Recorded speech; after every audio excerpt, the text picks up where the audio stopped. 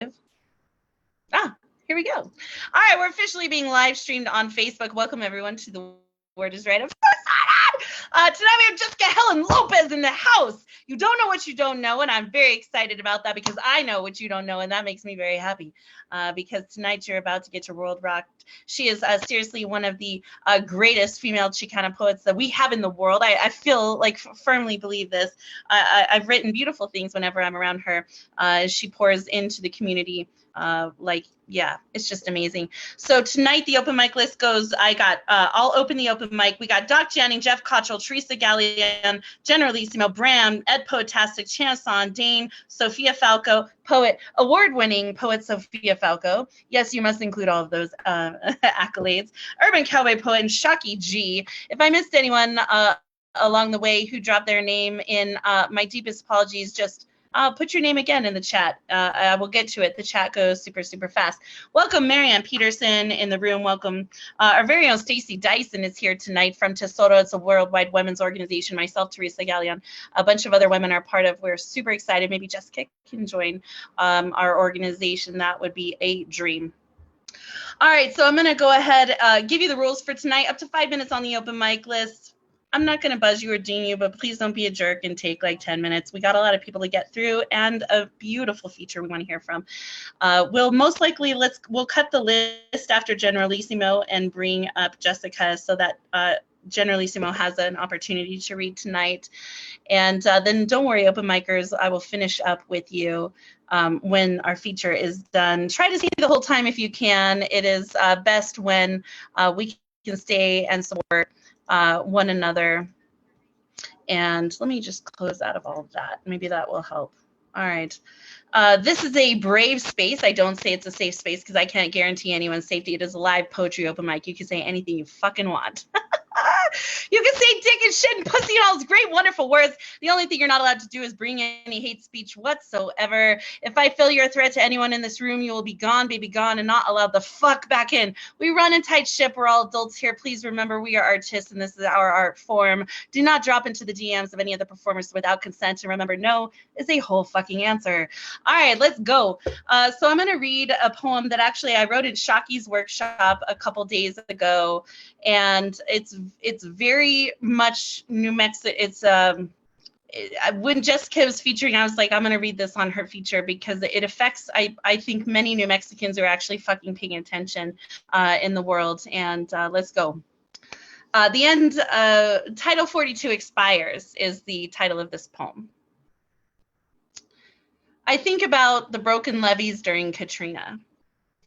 How the flood of failure and death came for Louisiana.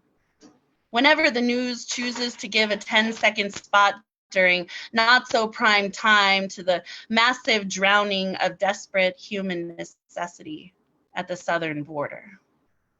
Tomorrow, 11:59 p.m., I suppose Eastern time, even though no one here is on their time or their dime, COVID restrictions will be lifted for migrants as they are cresting the finite line between two countries that used to be one, used to belong to a people actually born to this land. Torn apart by the greed of man's hand, driven by a God that anoints their power and avarice need to conquer, to self-proclaim being king, being rightful owner, being able to say who belongs and who does not. So many are flocking for survival over continents when most Americans can't even walk to the corner store. The masses arrive since corruption and murder has driven them north to the border like cattle. The wharf to the ship of dreams equals tragedy around here. So many have died. Too many have died. Mothers hand off their babies to strangers, to be raped, to be trafficked, to be slaughtered, all in the name of a better life because they have no clear way to sanctuary. Kept in cages, segregated for the sake of not being deemed legal. 251,487 reported border crossings in just December 2022. Over 12,000 were unaccompanied children. Our levees are about to break in less than 30 hours, and still bodies are that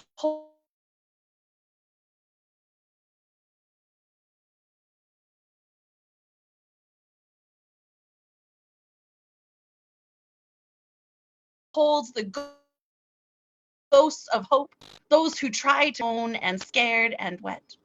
For so many will wait for peace still, and their families will never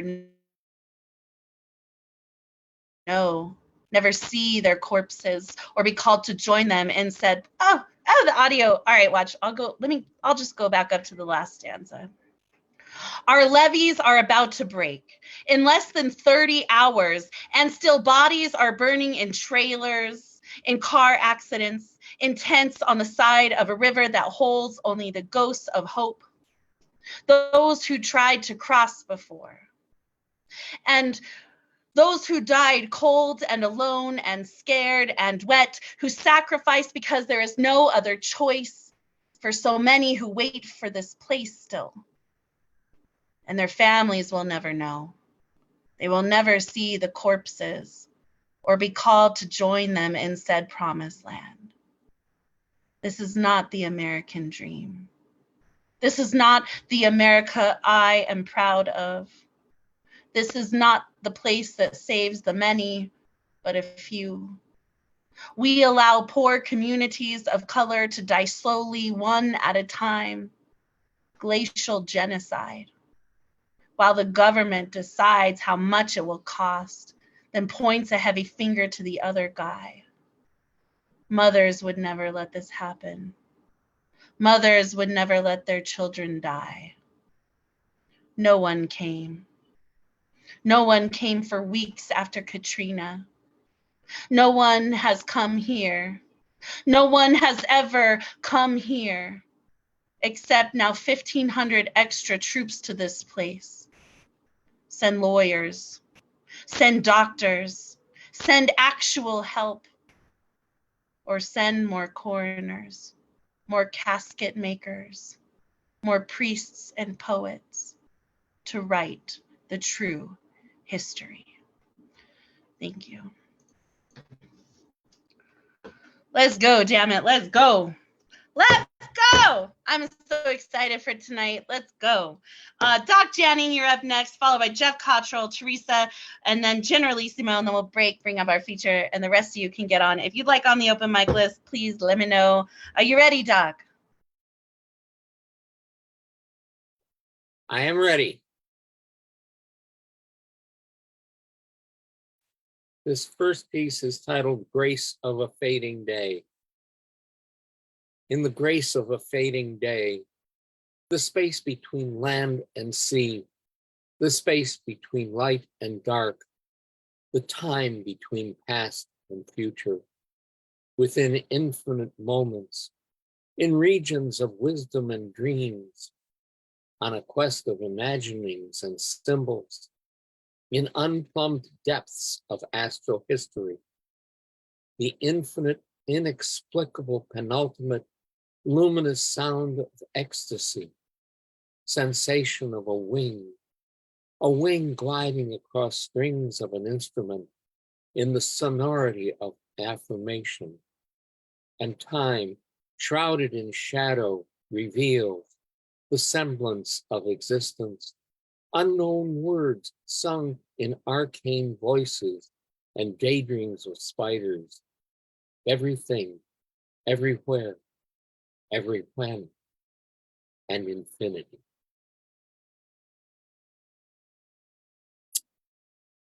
Moments, sacred ancient moments, moments of seasons, seasons of life and love, all carry arcane sense of days and of years, fragrances of spring blossoms, of youth and new love, warm aromas of a summer's eve and nights of stars and passion, autumnal scents of ripened fruits and grain, and the warming fires home.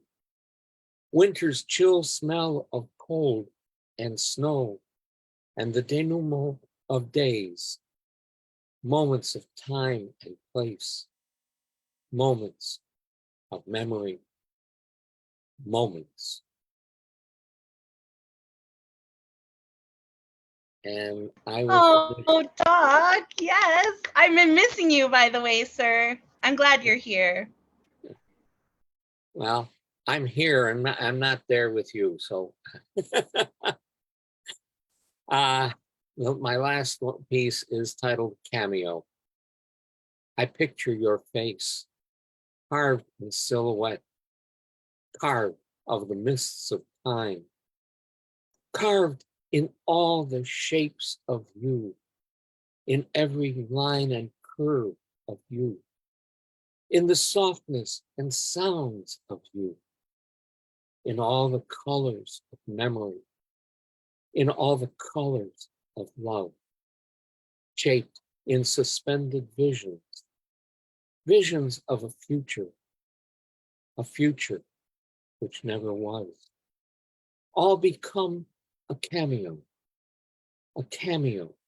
affixed forever to my heart, a cameo of you. Thank you. Oh, Doc, it's almost like you're a poet laureate. He is a poet laureate. All right, let's go. Doc Janney, poet laureate, South Euclid, Ohio. We're always glad when he comes through.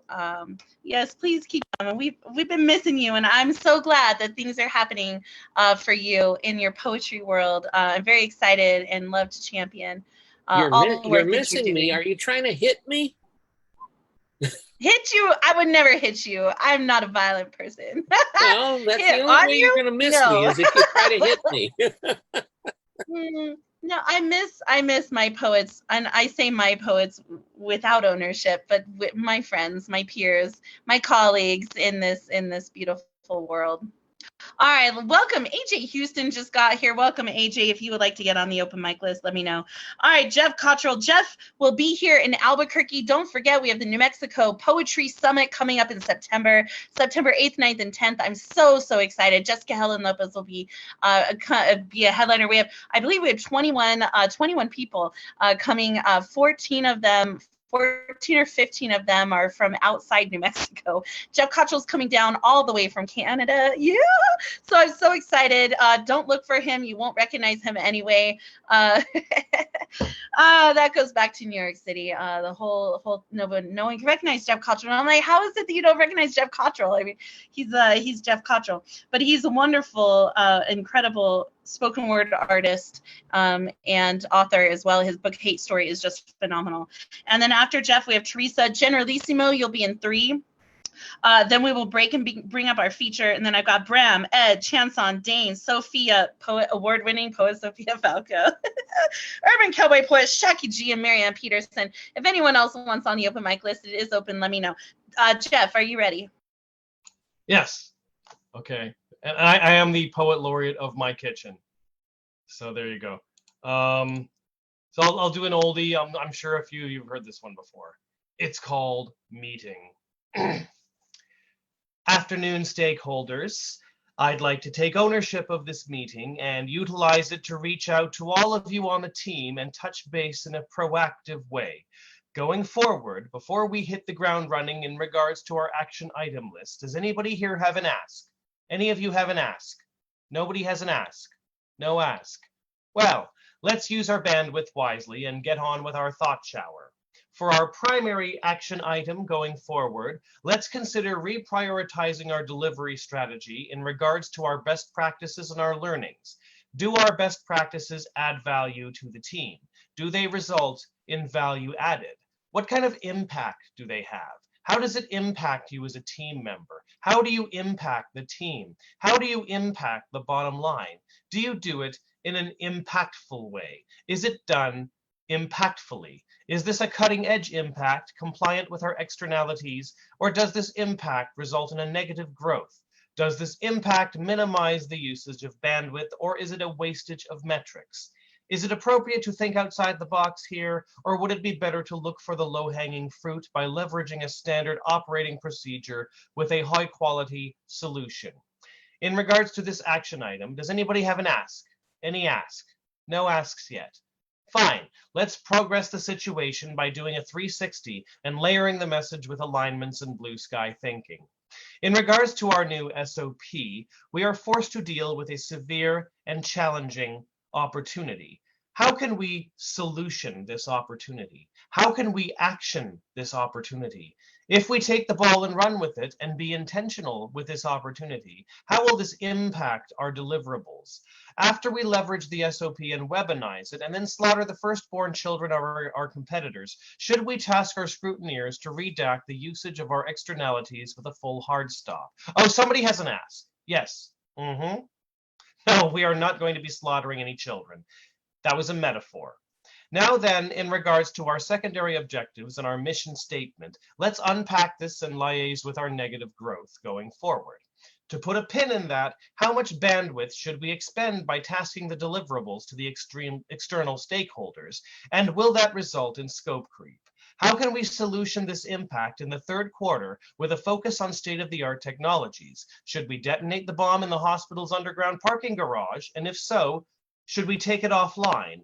Will this cause a predetermined hard stop in the Somebody has another ask. Yes. No, we are not planning to detonate any explosives anywhere. That was jargon. Well, it's the new jargon. Have another donut there. Now, in regards to our limited bandwidth and proactive fiscal years, let's put all this in our wheelhouse and weaponize the essentials. Will we need to resource action the whole department? And if not, will there be an excess of wastage? Can we make productive usage of this wastage? Is it an opportunity we can solution with minimal wastage? Should we leverage a solution from the remote team going forward? And whom do we task with this solution? What impact will it have? How will it impact the subsequent impact? Is this a game-changing impact? Will this impact change the landscape of the industry? Once we've succeeded in our world domination objective, how much of the global population should we enslave? Do we enslave them through brute force or through brainwashing and manipulation? Should their deaths be quick and painless, or do we resort to torture first? How cruel do we need to be? Should our cruelty have a practical objective, or should we torture the populace for the pure enjoyment of it? How long do we wait before wiping out the dolphins? What about the harp seals? Should we use clubs, tasers, or power drills? What time frame should we establish for firing a nuclear missile at the sun? And when we do, what kind of impact will it have on our impacts? Yes, we have another ask.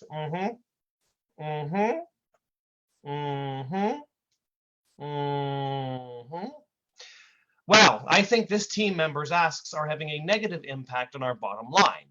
I vote that we solution this team member permanently. I propose that we make a strong impact on him. Specifically, we impact him on the side of his head with a crowbar, and then we adopt a new delivery strategy by delivering him through a 10th floor window. No, it's not a metaphor. Let's make kicking his ass our primary action item, going forward with great impact. Impactfully. That was called Meeting. And as Marissa said, I have a novel. This is my novel. It's called Hate Story, and I'll put some links in the chat as to how to buy that. And see you in Albuquerque in September. Those of you in... Yes! I'm so excited. Like, y'all don't even know. I'm so freaking excited for you guys to come down here and to see New Mexico and everything that we're about, and our beautiful, beautiful poets and artists down here. And I'm excited for people to experience so many diverse poets who are coming down here to read and to spend the weekend with us. Tickets are available, redorgreenbooks.com, red, READ. They're only $25. Like, come on. Right now, August 1st, they go up to $50. Straight up, if I'm going to bring you 21 incredible headliners, that's a $100 ticket. I'm just telling you now, that's a $100 ticket anywhere else. So get your asses to New Mexico, drive, bus, don't hitchhike. I don't recommend hitchhiking. But there's the train. There's the train. I've been hosting poets, a couple so far this year who are taking the train all over. So just get your butt here. September 8th, 9th, and 10th. All right, let's Can go. we use a Teresa, camper van? Can we use a camper van that usually makes meth? Yeah, you could totally use the camper van. There's lots of places you can park an RV or a camper van. I don't. You might even be able to. That's all I know about New Mexico. Breaking Bad is better. And Hold on. So if I get an RV, can I park in your driveway? You could park in my house. Yeah, you could park in my house if you have an RV. I have a long ass road with no other houses on it. You're welcome to park here and plug into the electricity if you need and whatnot. And your RV can be there, I think, for like 4 days legally. So you're welcome to absolutely bring an RV here and park here at my house. That's fine. It's no problem. I got you. However you want to get here, just get here. Like, you do not want to miss this event. I'm just saying. Just saying. My mother from a different mother, my sister from a different mother, but she's more like my mom, but my aunt, but like my friend, but my mentor. Teresa's everything. She's everything. She's a globetrotter. This woman goes everywhere in the whole world, and she lives here. That's got to say something about Albuquerque and about New Mexico. This woman travels everywhere, and she's my fellow Tesoro sister, Stacy Dyson and Shaki. Are there any more other Tesoro women I should shout out today? Yeah, we, the Worldwide Women's Organization, we're a part of firesingers.com. Go check it out.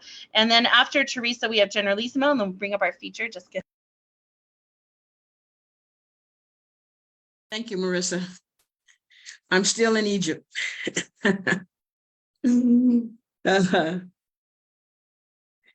Nefertari, you stand out in my memory bank.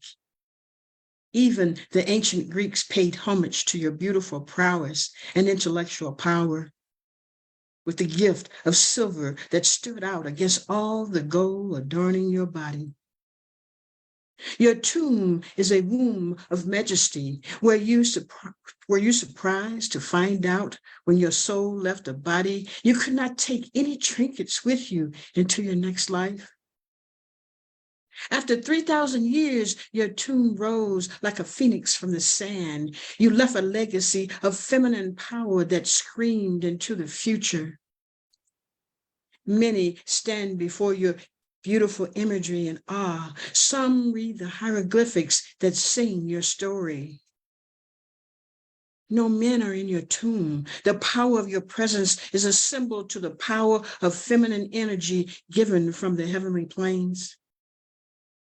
Or was it simply Ramesses glorifying his most beloved of many females? He was busy, but always found his way back to your arms.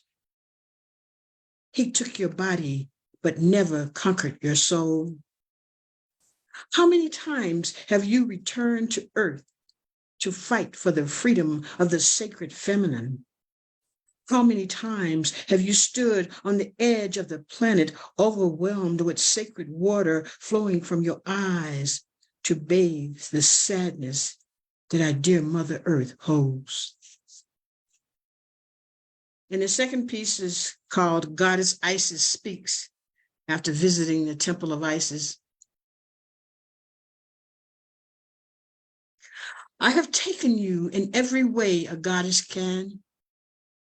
The fruit of my labor bursts between my legs. Feminine power bleeds down my thighs.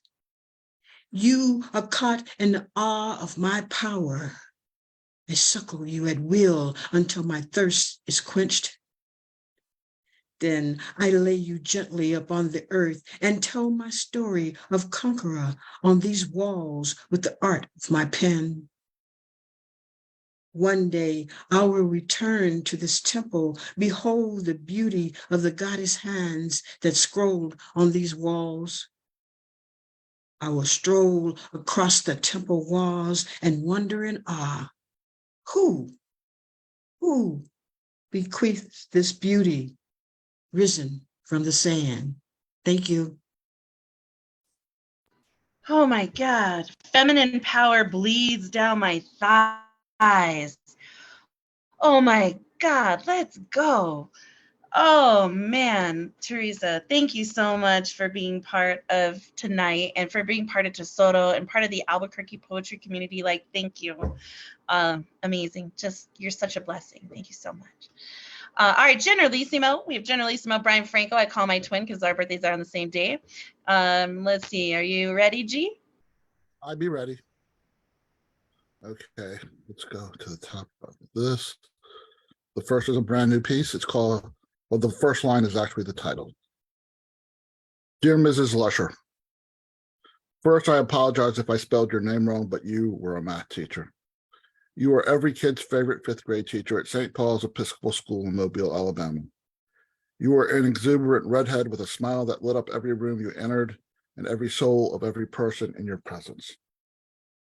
You taught us all how to balance our checkbooks. Imagine a fifth grader in 1976 with a bank account. We all had fake bank accounts in the Bank of St. Paul's with starting balances of $100. We learned about making deposits and withdrawals and had opportunities to spend or save our money for the duration of the semester. Some kids were naturally frugal while some were spendthrifts. Some found their balances at zero before it ended. I do thank you for creating a bank with no overdraft fees. I remember how you loved to smile and laugh and made me feel worthwhile after I was bullied. You were that teacher that taught kids it was okay to be themselves. You were every kid's favorite fifth grade teacher. You and your smile were a walking, talking hug. I was in the seventh grade when my mom invited me and my brother into the living room to tell us you had committed suicide. It was beyond my comprehension. You were loved by everyone. You and your ever-present smile was a constant ray of sunshine for kids who experienced private thunderstorms. It was rumored that you were abused by your husband. Not much information was known. Kids at school never mentioned it to each other. I assume other parents had talks with their kids. I wonder if your smile was like makeup tattooed to your face to hide your secret turmoil. But who you were to your students was as real gets. You were a teacher who taught with gusto. You taught fifth graders how numbers work, responsibility, and kindness. I think about you whenever I read an article about a nurse, cop, or teacher who decides life is no longer worthwhile, and I still don't comprehend any of it. This I wrote last night. It's called Ukulele Poem. As a young ukulele, I believed I could grow up to be a 12-string classical guitar. I longed to be played in the courtyard at the Guggenheim in Bilbao, Spain. As a teenager, I decided I could be a six-stringer owned by a folk singer who dabbles in the blues. I had heard how good it feels when a blues singer slides a metal tube over his finger and makes your strings orgasm. Alas, I never experienced a growth spurt. My owner, who only played me for his family in Hawaii, gave me to his surfer son who took me with him as he surfed his way around the globe. The tattooed boy had tattooed me with stickers from everywhere he surfed, as if stickers were stamps on my passport. Then one day he got hurt and could no longer surf. He spent the rest of his life in a wheelchair. He traveled the world with me in his hands as he sang songs that were born of the waves he rode. He never bought another uke or guitar with more strings. He said to do so would be to abandon his father's soul that existed in my frets.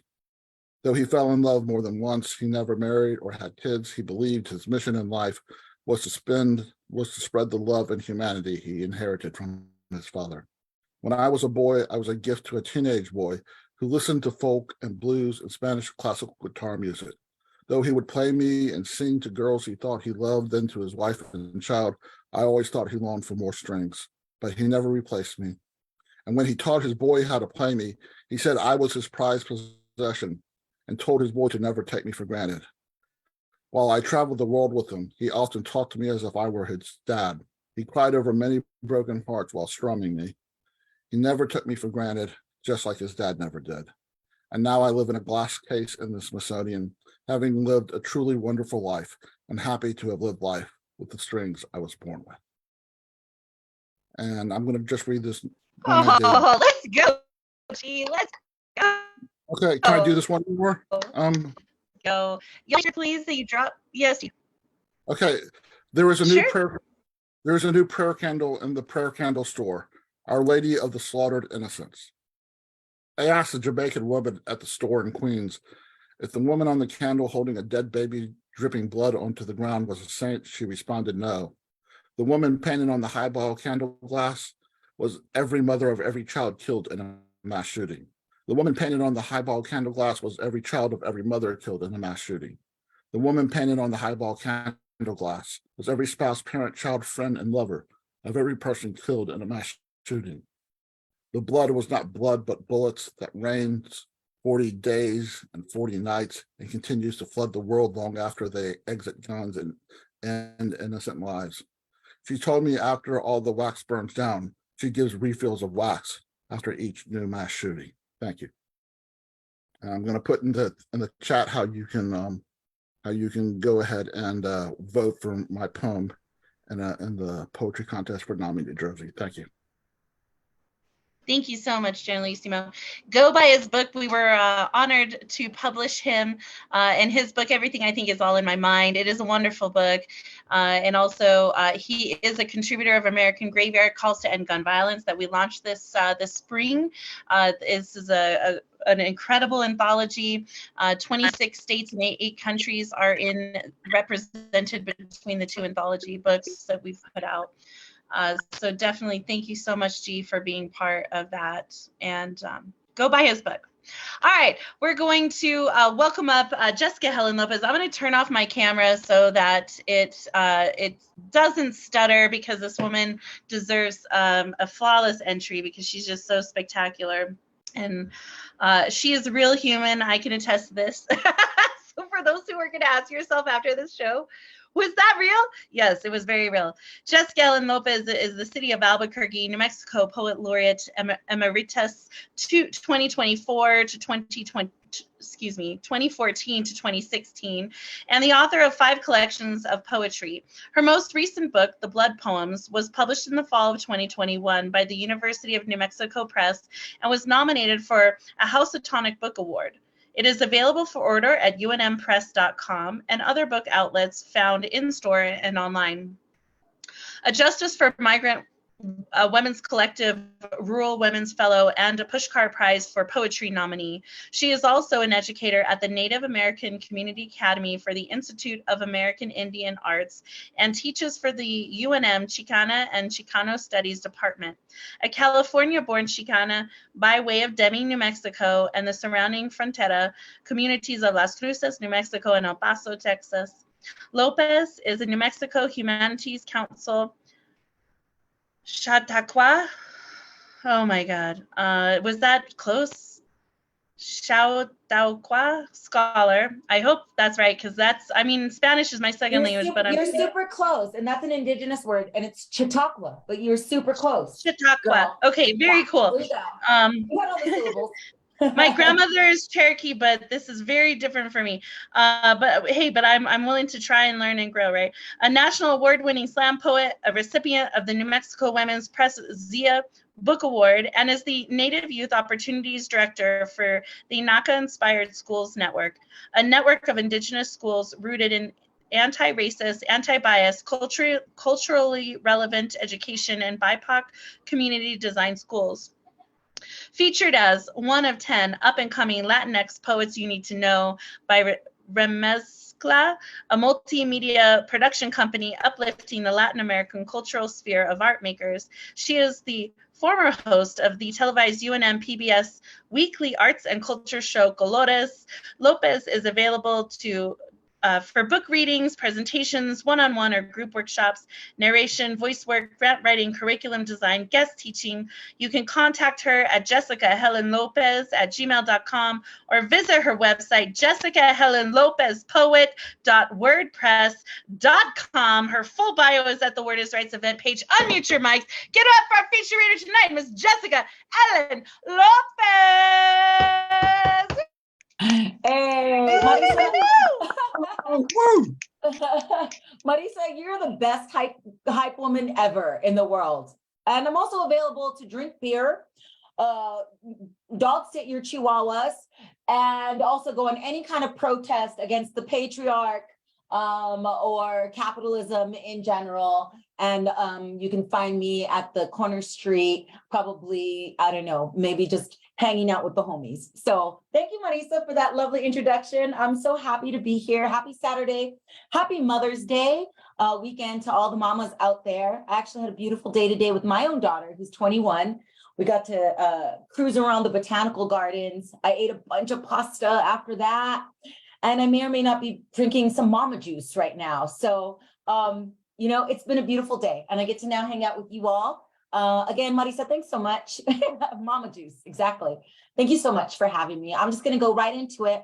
Now, Marissa, you said that I should do a little short set here and then later I'll join the fray again. Is that correct? So it's totally up to you. If you want to do a full feature set now, you can. Okay. If you want to break it up, you can. It's completely up to you. I'm all about just going for the gusto. So here we go. Let's go for it. All right. Hola, poetas on the Zoom, and also all of those folks that are watching the live stream on Facebook Landia, as well as YouTube. Soy Chicana, soy poeta, soy maestra, soy carona. This poem is a new piece, and it might be in my next collection. I've got some stuff in the works with a really wonderful Chicano-centric, BIPOC-centric press. So I'm really excited about it. It's called My Damned Heart is a Pomegranate, once again.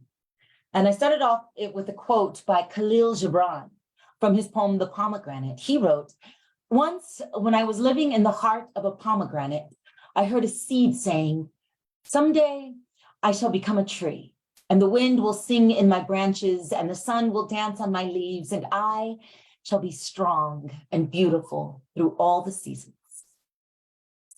O crown of the mouth of an organic trumpet, O stolen fruit of the next door neighbor's bush, O granada de sangre de Cristo, pieta de las lágrimas, O piston of sex and unshaped legs, pouty lips, O russet-hued skin of the deciduous immature plummet of la fruta. We are the falling away after its purpose is finished. We are the dropping of a part that is no longer needed or useful. Oh, seedy, gory guts of the bleeding, sliced open intestines of the pomegranate. Oh, heart of mine, acidic strangeness, a stringent plaything, chambers of a red drum. Oh, tumult, oh, unheard wrath.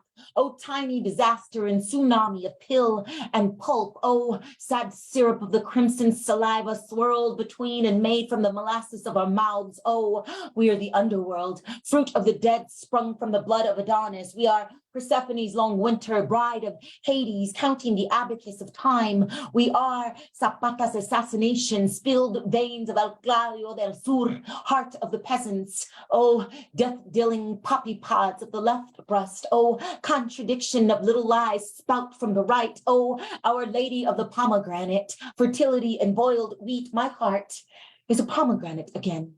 Bloody, open mouth of meat and fruit, a million tiny seductive seeds, orbs of myopic clustered eyes, orb of the everlasting calyx, red belt rising, ringing, ringing, ringing with a gelatinous love that flowers nowhere, nomadic and without root. Oh, holy of the holies, and Solomon sings, thy lips are like a thread of scarlet, and thy speech is comely, thy temples are like a piece of pomegranate within thy locks. Hey, gracias. Thank you. I wrote that when I was sad.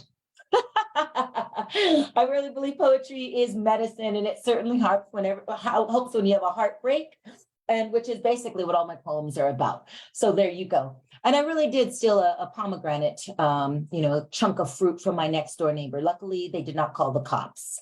This one is called, and I told my battered mother that I am a wild horsewoman.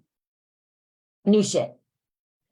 Lodestar of the navigated unstrapped horse, but no, I am not a star. Punches of fire I am, and he dared to call me bitch. If I was a female dog in heat, how he would know it by my bite. My mother, a battle-weary woman of battering, still married to that bastard I call my father, asks, "Are you going to be okay?"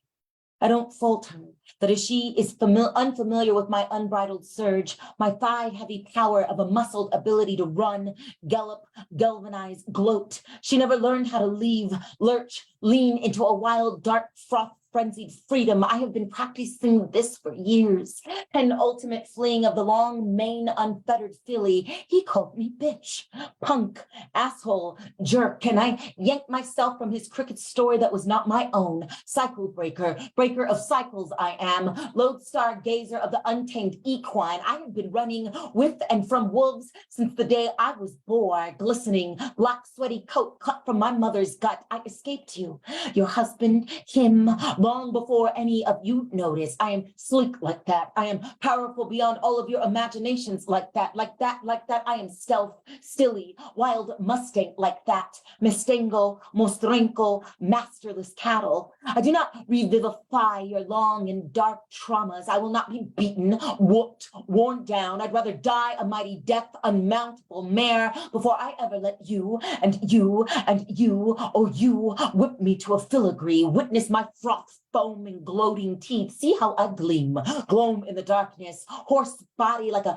locomotive sweeping into the wind and bullet fast into the plains of the tall grass, slicing the night into a soundless, furious tune. I am wild like that, untamable like that, I am free. See how I buck you from this body I was beholden to, this body that neither belongs to you or you or you or him. It is mine and mine alone. Dark horse of the underdog, brimstone and feral as fuck. I'm more than okay, mother.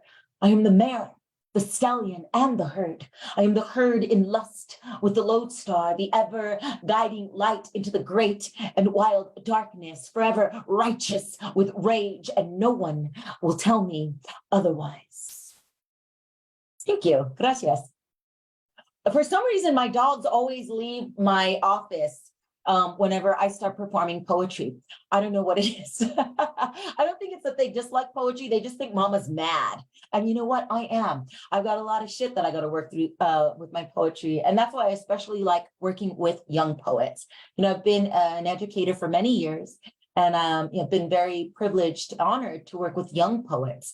You know, I've seen poetry be very transformative for all folks, you know, across generations. But especially young people, you know, they have a lot of important things to say, and they have a lot of important things to share when it comes to who they are, where they come from, where they're going, but how they're feeling in the present time. And I really believe that poetry has saved their life. You know, I know it sounds like a cliche and it might sound corny, but I absolutely am, you know, affirmative in what I've seen before and how it supports young people's mental health and wellness, and mine as well. So just to be in this, even though it's a virtual community, to be in this community, this present time right now is medicine for me and medicine for all of us, I think. So, all right, I'm going to move into the next piece. Oh, here we go. Usually I braid my hair for this, but I don't have any trenzas today. But I actually wrote this poem right after the damned SCOTUS did the ban, you know, they overturned Roe v. Wade. I was on my way actually go do a poetry reading with some young people. And, you know, we heard the news early in the morning because we were traveling to this particular presentation that was in Colorado. And we all knew that we were going to come back and we were going to join all of the gente, you know, and raise our voices in solidarity, you know, and to reject what is a war against women's body in this country, which this war is never going to be over, right? Anyhow, my mama used to tell me, listen, I don't want you to fight, girl. You know, like chingazos. But if you do, you know, you make sure you braid your hair, because that way, you know, if anybody pulls your hair, it's braided and it won't hurt as much. So I always remember that. I may or may not have got into physical chingazos before, but that's another story. This is called trenzas. Really slick licorice sticks catching the light like an oil puddle mid-afternoon. Really 2 long licks of dynamite, fuse furry, flammable, and the sizzle of sulfur. Really a pair of woven braids, sweetgrass flying in the wind like 2 dizzy kites as I ride my hand-me-down bike, fast-footed and crazy-legged into a desert sunset. Really birds cooing up like lovers. Really lovers slicing their wicked little wrists. Really peace note stories, ritual, ceremony, grandmother's dead daughter, mama's laughter, daddy's anger, and last night's nights, neon lit sins, really wet tears, really wet, slick, watery salt spit of the duck tears, sobbing, really sobbing like Chavela's last drunken, sorrowful song and Barbara, really also the backhanded wood paddle brush of my auntie thumping my head because I just won't sit still. Really, the scalp pulled so tight you can't see straight for a week. Really, the way my daddy used to wind bits of leather and feather into mis pelos before he decided he was bored of me. I never touched my hair again. Really black, black, black, black, black in the winter. Really red, brown, red, brown, red, brown, and a bit of gold in the summer. Really short, really long, really trenzas like a noose, like a jump rope, like a live wire, like red, green, and white yarn. Trenzas con la bandera de Mexico. Really trenzas like Adelitas, soldaderas, y maquiladoras. The left behind women, the sisters, the daughters, the wives, the cooks, the maids, the sweat-drenched braids of garment factories, seamstresses, like revolution, like love, like rape and rage, like how Villa took his women slippery and sliding between his fingers, trenzas like blood, like sugar, like hunger, trenzas like pan dulce, trenzas de brioche, trenzas de arroz con leche, almonds, walnuts, and the sweet, rich body of the fig, figment and raisins, trenzas de glaciados, de crema, frutos secos, trenzas like, ¿quieres chingazos, güey? I've tucked a razor blade into my left trenza. A silver bullet sleeps in my right. I'm hiding an entwined secret in the lace and lattice of my hair, my braid, my breast, my milk, my meat, my life, my death, my birthing, my abortion, my abortion, my abortion, my abortion, my lust, my revenge, the rope of womanhood, blood in my hair, blood in the teeth of the comb, blood of the ribbon and the bow, yoke and harness, Xochitl, flower, flower, flower of desire, trenzas, trenzas, trenzas, trenzas, trenzas, mis trenzas, sin vergüenza. Realmente, mis trenzas son preciosas. Mis trenzas de la muerte. Gracias. Thank you. All right. So you know what, Marissa, you're going to have to like pump in there and just let me know when it should be my last poem. I know I've got a few more still. Here's a little short one. I love me some Bukowski. Much like my relationship with my father, it is a very complicated relationship with Bukowski, but I love him nonetheless. Here is a little ode, little ditty to Bukowski. I pour whiskey on him after Bukowski. I pour whiskey on him, but the bluebird only sings louder, warbles drunk on a bar stool, swivels stupid dizzy with love or the lie of love.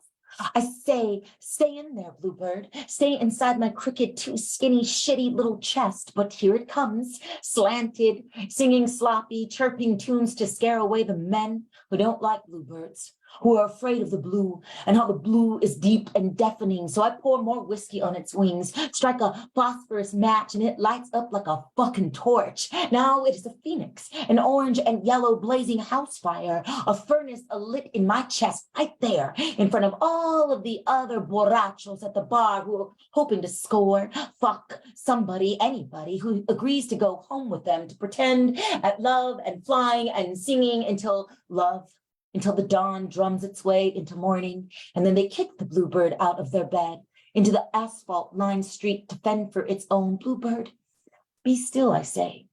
Don't move or make a sound. Trick the would-be and wannabe loves into thinking you don't exist. They don't want to know that you exist. Anyways, don't show them your little bluebird tears.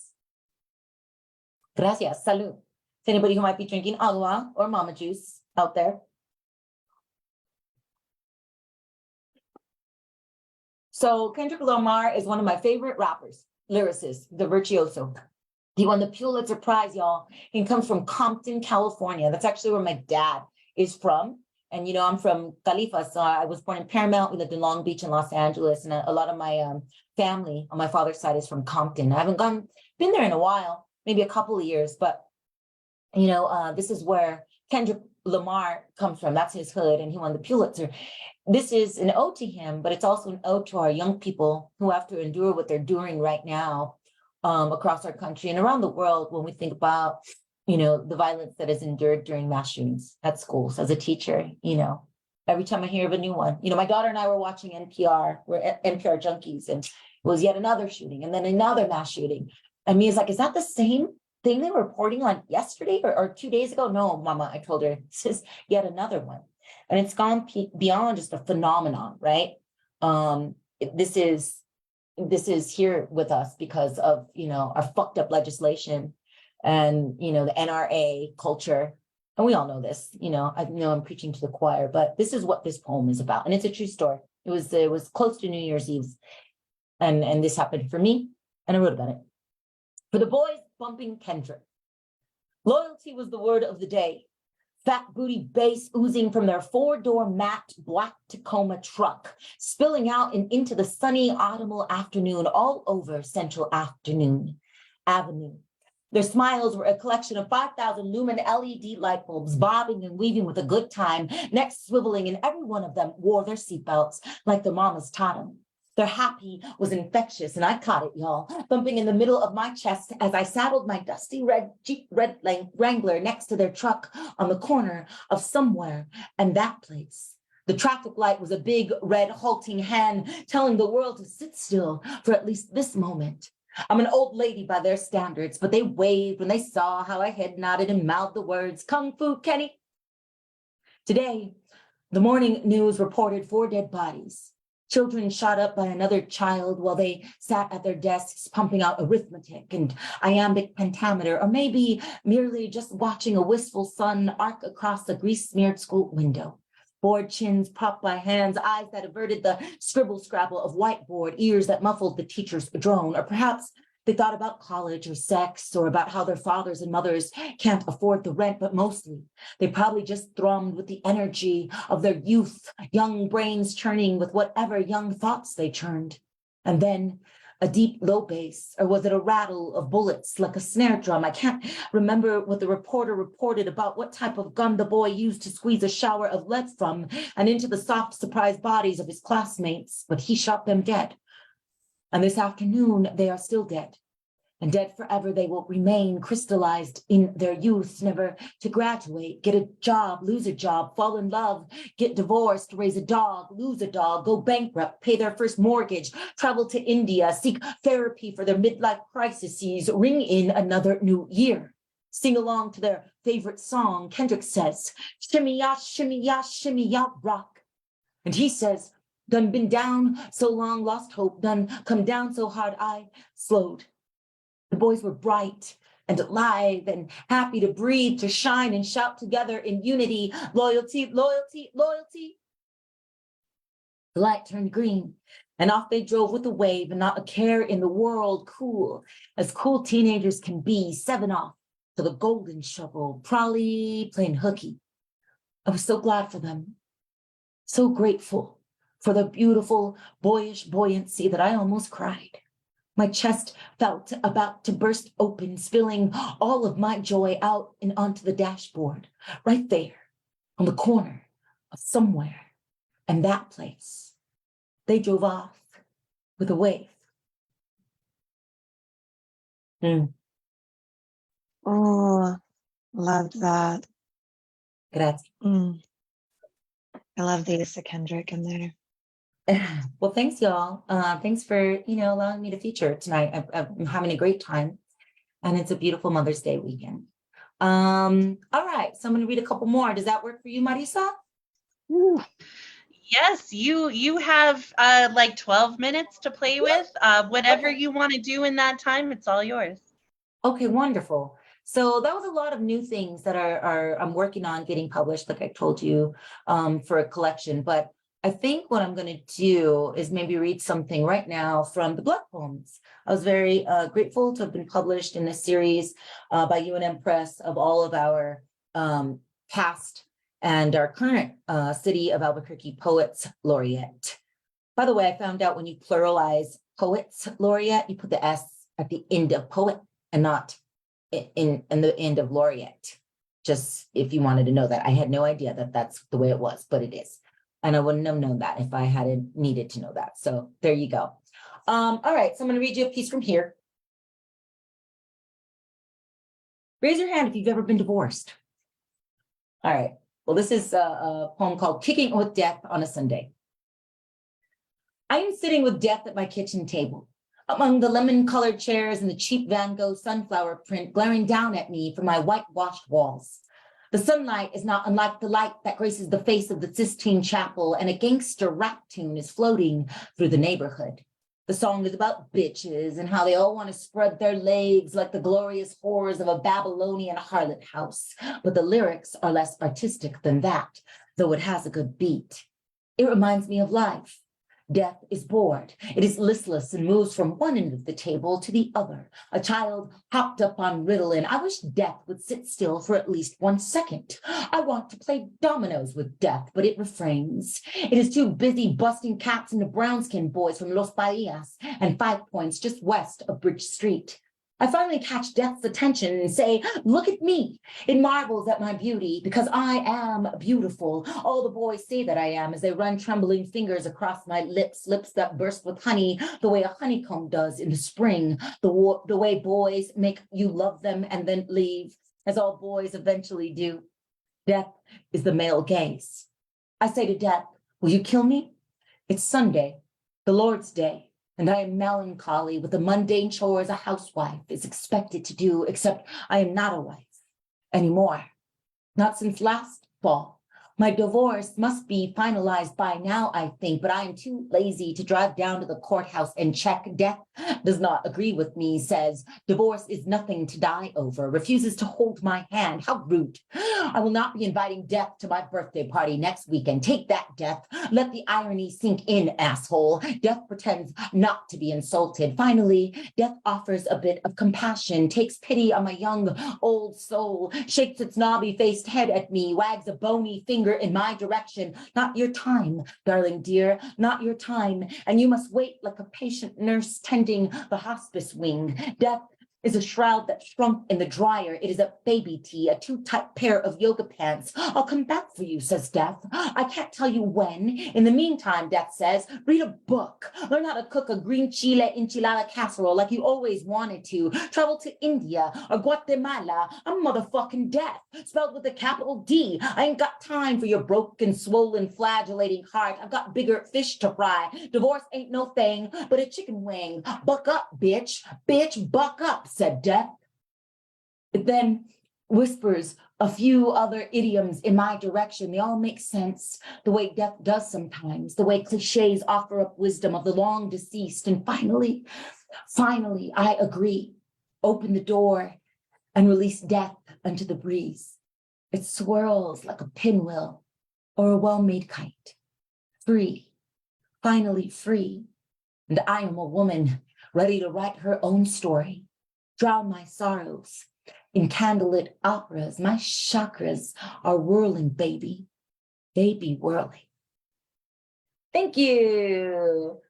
I just love how my daughter is like listening to trap music next door. I don't know if you hear that floating in here. It's providing a really good beat for me to follow. It's like a nice metronome. I love that one. Thank you. Gracias. So I know my minutes are ticking. So I think I want to actually, You I want have to 3 read more another hours. new piece. What's that? I'm sorry? You That have 3 was more Rich hours. Boucher. He was saying you have 3 more hours that's because he Rich? wants to hear you read. But I can't help it. He just got here, but he can go back and watch the live too. What up, Rich? Hi, good to see you, friend. Hey, I missed your face. Good to see you. I miss your face as well. Okay, I'm gonna read you a new piece. I don't want to read that one. I don't want to read that one. Let's read this one. Let's read something about sex and eating oranges in bed. Yeah? Okay. It's called Eating Slivers of Oranges with You in Your Bed. It must have been 7 a.m. by the look of the light, slipping her silky rays through the blinds of your bedroom window. Maybe 7:30 a.m., but it was definitely Sunday. The kind of Sunday perfumed with our just passed on lovemaking, sugared sweat, morning breath, lazy with last night's tequila and salty lime indulgences, the air scented by the tossing of our skin as we turned and writhed in your sheets' brown bodies, toasting the celebration of our young love and lust. For we are young even me, which you made me believe that I am young, in love, definitely me who is in love, but it was definitely Sunday. You brought an orange to our bed, and it was saccharine and juicy, like a clementine, but bigger, rounder, thicker in the rind. You gnawed at its flesh with your savage and lovely white teeth to open up its bouquet of fragrance. It made me think of Californian orchards and long winding rows of trees alit with the blazing of God's best baubles. It made me think of the words saffron, persimmon, fire, flame, coral, cinnabar, a gift. A present opened on Christmas Day, but it was not Christmas, though definitely it was Sunday, maybe 7:30 in the morning. I kept my eyes closed, breasts bared, naked legs warm beneath your navy blue sheets. I felt smooth and soft, and my body was at least a mile long in length. I was a goddess rising, moving into a new day. I was an open pearl gushing, gathered with your oils between my legs. I was blind and searching, seeking with my mouth. And then you placed one fibrous sliver after the next onto my lips. It was good and it was rich. It was pulpy and juice-filled connective tissue of the white webbed membranes. There were no seeds, rather pure sugar of the vesicle. I was blind and thirsty and kept my eyes closed as the body of the fruit slid down my throat. I, a baby bird, and you, a doting mother, feeding me. I was alive,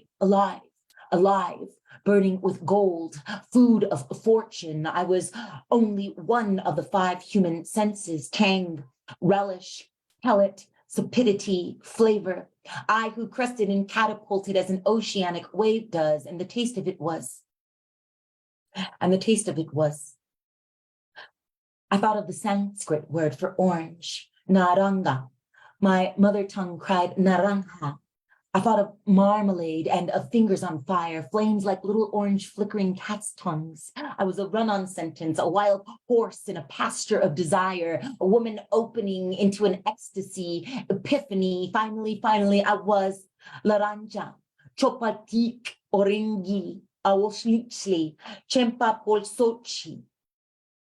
It was Sunday, and you, my beloved Indio man, brown man made of river and clay and red dirt, brought an orange to our bed, a fiery orange like a little blaze in the palm of your hand, a small planet.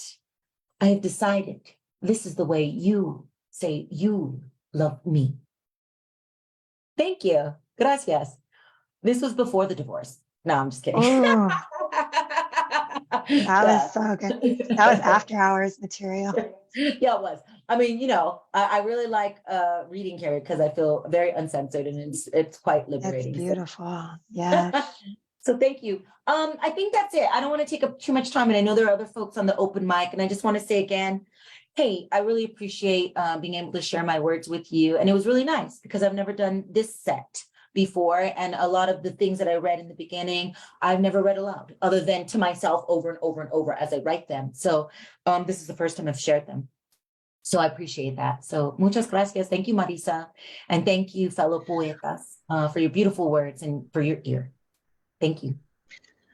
Oh my God, let's go, you guys. Unmute your mics. Give it up for our feature reader tonight, Miss Jessica Helen Lopez. Let's go. I am raising my naranja cocktail to you, Jessica. Mi gente, let's go. Vamos a ver. Yeah. All right. Dinero, Rich. In fact, I invented this cocktail for you. This is orange juice and maraschino cherry cordial. Ooh, that sounds good. And some Sounds Selma very Hayek in the good. back. Come on now. You like that? I love it. Now, normally, if we were in a cafe or a brewery or we were at a venue, we'd have the hat we would be passing around, right? And we would ask people to contribute to the hat. There's 24 people in the room right now. If everyone were to put $3 or $4 in the hat for Jessica tonight, that would be an incredible feature. Jessica, what are your cash handles? Whether it's PayPal, Cash App, Venmo, Zelle, how can people tip you tonight? That's a good question. I should write that down and remember that. I do have all those things, but I don't know what my handles are. I think Venmo, though, if you just look me up on Jessica Helen Lopez, right, which is also my email, jessicahelenlopez@gmail.com. It's probably the best way, I think. because I don't remember all the other handles. I'm horrible at stuff like that. I'm sorry. All right, so email her, jessica.helenlopez@gmail.com. And then if you can't get a hold of her, you really want to send her something, reach out to us at The Word Is Right, and we will make that happen. There's no reason why everyone in the room tonight shouldn't be blessing her with something. Buy her a cup of coffee, buy her a gallon of gas. I know that we all go to a lot of things all the time, and it's very difficult to do a lot all the time. But if we all do a little bit, it makes a lot happen. And if you're thinking to yourself, well, I'm not going to send Jessica Helen Lopez $3 because it makes me fucking cheap, you're fucking wrong, because that means she'll have me $3 more so she can put $3 on the gas in her car. I could buy myself a shot at Red Door downtown. Oh and my everyone God. needs that in their lives. I actually have a Red Door glass right now. Don't tell them. We don't know nothing. But my point is just don't do nothing. Please just do something. This woman deserves. Go buy her book. If you want to do something that's self-serving, go buy her book. Add it to your library. Add it to your collection. Feed your brain poetry. Maybe if you go ask her, oh, cunt bomb. Oh Jesus, Jessica, I need that one. Let's go. I need that one. I'm gonna write you a special Mama Juice poem. I have a copy for you, Marissa. Oh my God! All right, then I'll get you some books. I got, this year we will have published 50 books and over 200 authors. So I got you some books for sure. I'm gonna work you your Mama Juice poem. The first time I met this woman, she was hosting an open mic at a slam place I go to locally, and I asked her. I said, "Is erotica okay?" Because you never know. And she said, yes. And y'all, I did my sausage poem. And those who have heard my sausage poem know that's pretty intense little poem there. It was very hot. It was a lot of fun. And I knew from then, I was like, this woman, I'm going to be friends with her because she said yes. So let's go. Please don't do nothing. Reach out to us at The Word Is Right if you want to get her a tip.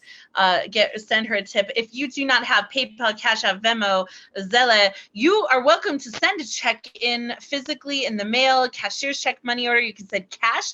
I've had people seriously do that before, and then I'll forward on the tips. There is no reason why you should not be either buying this woman's book, buying her merch, getting your ass here to New Mexico in September, or leaving her a tip.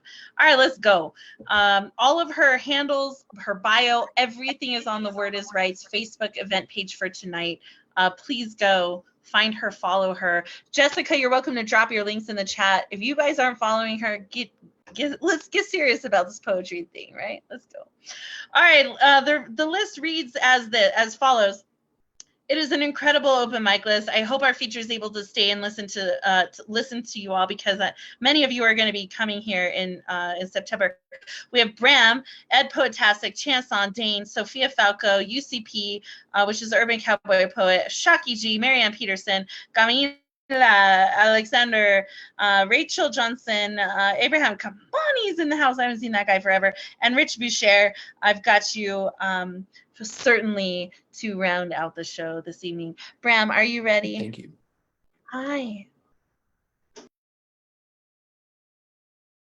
I am ready. And Bram has a feature coming up too. Snap. Hold up. I did not forget about that. Y'all, like, if you only knew, I work 4 jobs, and you think that's fun? I got 4 jobs, 2 kids to keep alive, and yeah, and a summit to plan. So Bram is going to be, actually, it's going to be a triple feature, which we're so freaking excited about. He's going to be featuring with Pam Rice and Beth Kingaby. Pam and Beth are poets in North Carolina. Bram lives here in New Mexico, and that'll be June 17th. Don't forget, the first Saturday of the month is poetry and a movie night here. So we do an open mic, and then we live stream movies. June, we have Legend with Tom Cruise and The Never Ending Story. So we're trying to pick movies that, are not mainstream right now. The last Saturday is karaoke. And then we have Zinnia and Kiani in July. And then, so let's go. Come back if you want. June 17th, Bram will have a full set. Oh my God, it's so exciting. Anyways, all right. First of all, thank you, Marissa, for hosting Word is Right for us. You are so energetic and so generous with your time and energy and resources. You make us all feel welcome. I know I speak for everybody when I say that. Thank you, thank you, thank you. And my heart is full right now from listening to Jessica read. What a wonderful performance. This is just an amazing night for poetry, and I really appreciate it very much. I am a new poet. I have been writing poetry for about a year. And so I don't even know why I'm in this room reading, but here I am giving it a go. So I appreciate y'all, and I appreciate your kind attention. I'm going to read 4 short poems. A couple of them are brand new, so I hope you bear with me here. The first one is called Return Flight. The crows came back today. They had left a few days ago. The snow squall drove them off their aluminum perches high above the asphalt. Their feathers were ruffled.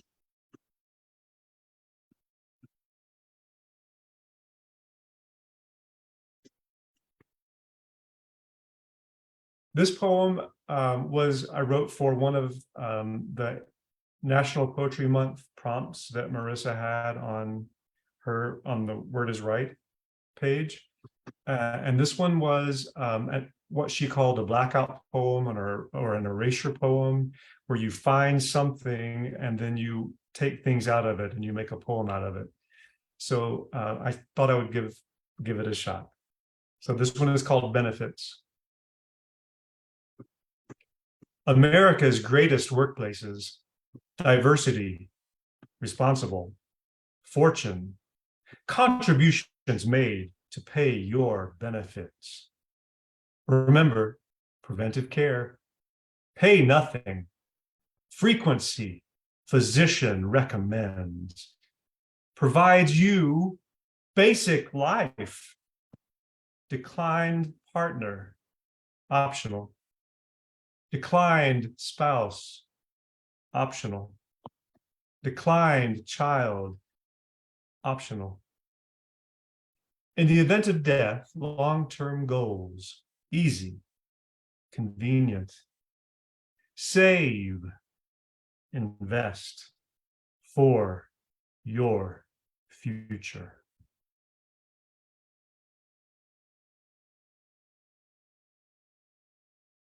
Oh, capitalism.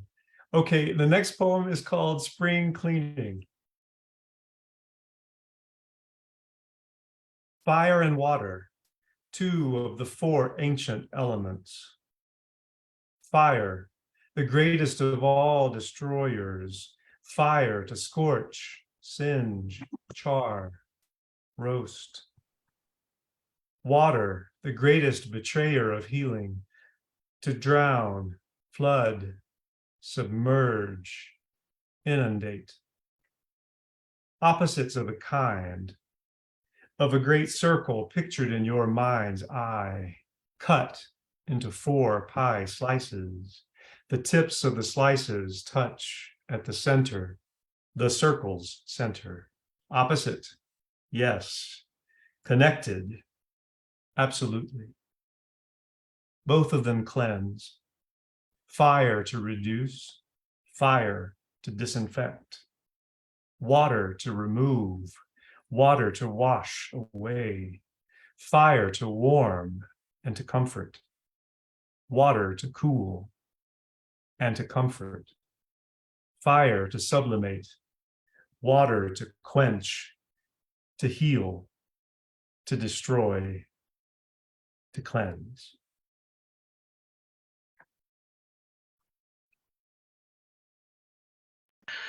Yes, let's go, Bram. Let's go. I love the way you read. Like, I just love it. I love it. Thank you, Marissa. I've got one more. I'm glad that y'all were talking about erotic poetry earlier. A couple of months ago, maybe a month ago, I went to a baseball game here in Albuquerque, New Mexico. I'm a big baseball fan. I love watching baseball, and I have all my life. My grandfather took me and my siblings to baseball games, and so I have really powerful nostalgic fondness for baseball as a game. And as I got older, and as I realized I was a gay man, I also like to watch baseball because the baseball players are really sexy. And so I have all kinds of reasons to go to a baseball game. So I wrote a poem based on this experience. It was the first game of the season for the Isotopes, and it was cold. It was cold. It was not baseball weather, but we went anyway. And it was, well, I'll let the poem tell you. My poem is called Winter Baseball. Opening day, homestand. It's supposed to be springtime.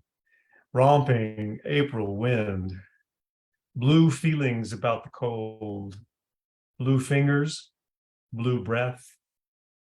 Tall, cool baseball players. Long legs, broad shoulders. You know what I'm talking about. Playing in the snow. The threads on the ball are too hard to see in this. Maybe colored balls would work like they use for playing golf in the snow. Some folks think the pitcher takes too long. The catcher's knees are aching. A new pitch clock starts, keeps us on time. We get to the bottom of the third, the top of the fifth. The pace is quick, the seventh inning stretch as we build to a big finish. The ninth comes sooner than we expect. The diamond is all warmed up now. The snow is melted. No more blue fingers, no more blue breath, no more blue balls. Thank you very much. Thank you very much.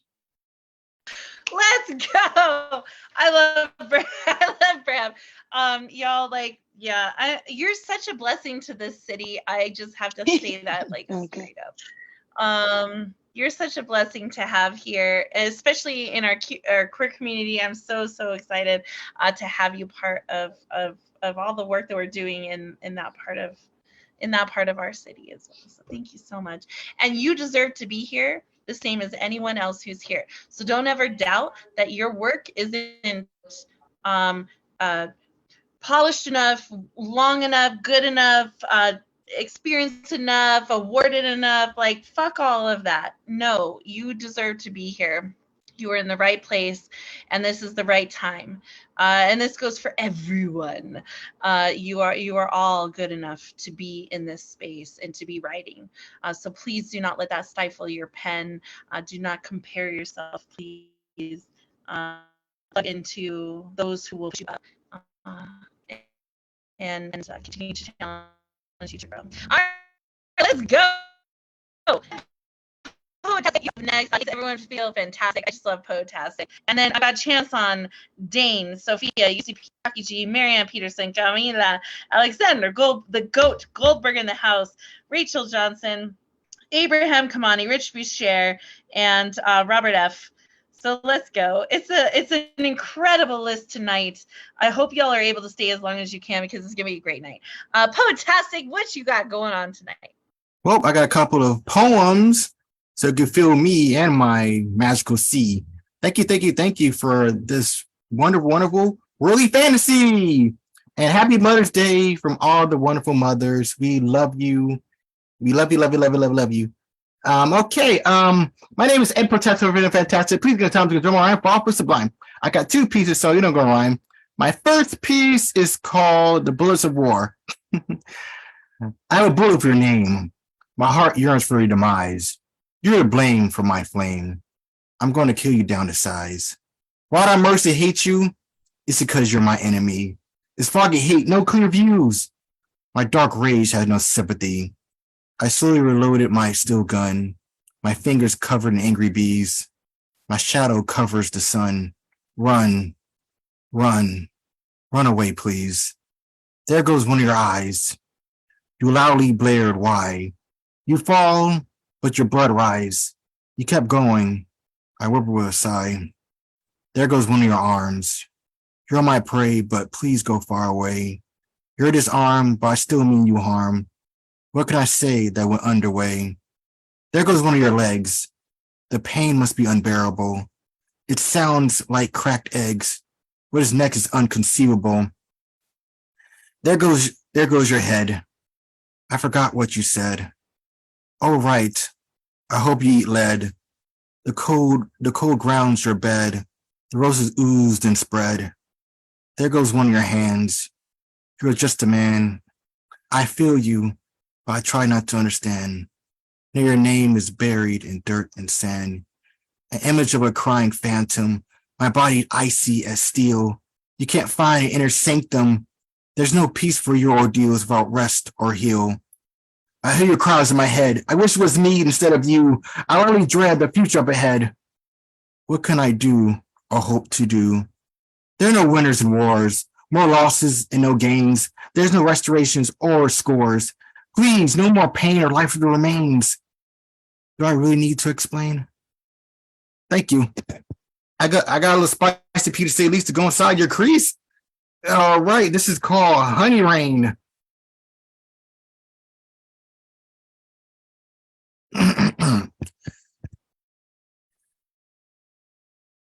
My hungry tongue reach over to taste your womanly essence. The wetness flows over our naked flesh, engulfed in a trance for delectable fragrance. Eye to eye, with chest to chest, two bodies beginning the salacious dance. My feisty passions coursing through our veins. The embers slowly waltz around our bare canvas. The feelings slowly melt and change inside our hearts and brains. The inferno quickly burned away our doubts and consciousness. My lustful tongue ravaged deep between your legs, slowly going deeper into your soft, moist wetness. My tongue is going back and forth on pink sensory threads. Our bodies are hot and bothered by increased sexual awareness. Our explicit minds flash images of red and white. The sensation instinctively feed our nerves, our imagination pushing through to new erotic heights, our rapid maneuvers holding on to every inch of our melting curves. Our damp hands were firmly grasping each other. The air has gotten thinner than a knife. We were feeling the euphoria of our vicious yet tender raging summer. We are both strongly and passionately clinging to life. Our boiling bodies continuously express wetness around our pores. We are both pulling in harder and harder into delicate movement. Our pure love making us continually hunger for more to feed our starving cores. Our bodies closely and surely reaching a sensational transcendence. Our ecstatic voices echoes through the pitch blackness. We were killing each other with soft, slow pressure. Our lungs engulfed in enticing and intoxicating mist. Our senses became lost in a hurricane of stimulated pleasure. Our spicy mouths are screaming in blissful agony. Our great deafness inside our delightful tornado. Our lips were slurping every drop of our sweet Cajun honey. Our nerves are experiencing a very satisfying overload. Our lustful loins kept twirling and swirling to a new state of ecstasy. My harsh shaft impairs your soft pink walls towards your sexual abyss. Our skin shivering, quivering like a raging sea. Our bodies stuck in a steamy rampage filled by a breathtaking kiss. Our hot blood is rising to reach our peaks. Our inner drums are playing to a wild rhythm, a wild tempo. Our loins and mouths quickly experiencing leaks. Our whole bodies are about to explode. Our sweaty bodies became stiff and motionless. The clear, creamy river oozed out. Our minds reached a state of bleak bliss. The sunshine joyfully and playfully sprouts. Our bodies spread out in exhausted daze. Our minds drift off to a river of dreams. The bed was cool, calm, and unfazed. Our bodies nestle in colorful woven streams. Thank you. Let's go, Ed Potastic. Making everyone feel fantastic. Woo! Oh my goodness. My wonderful co-host Yes. for Poetry and a Movie Night, as well as Moist Mondays, which is our erotic open mic. We do the second and fourth Monday of every month. So if you want to come to Moist Mondays and do something sexy, we definitely have room for erotica on this platform. Thank you so much, Ed Potastic. All right, Chance on Bird. I got Chance on up next, followed by Dane, and then poet Sophia Falco, award-winning poet Sophia Falco. Chance on, are you ready? Chance on. Yes, I'm ready. Let's go. All right, so I have 4 haiku in the haiku sonnet.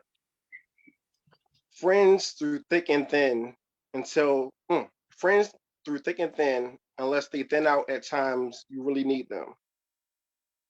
At war with myself, how I long for happiness, but I'm always sad. Her means to an end, wants her money twice a month, mother or landlord. I don't want nothing, you're incredibly pretty, all I have to say. You consume my thoughts, and when women walk my way, I simply see you. Spicy demeanor, and when you apply your lip gloss, you mesmerize me. Morning breath kisses, sweet perfume as we made love, saying, I love you. Babe, those foolish things remind me of you, and may something sweet remind you of me. Thank you. Oh, let's go.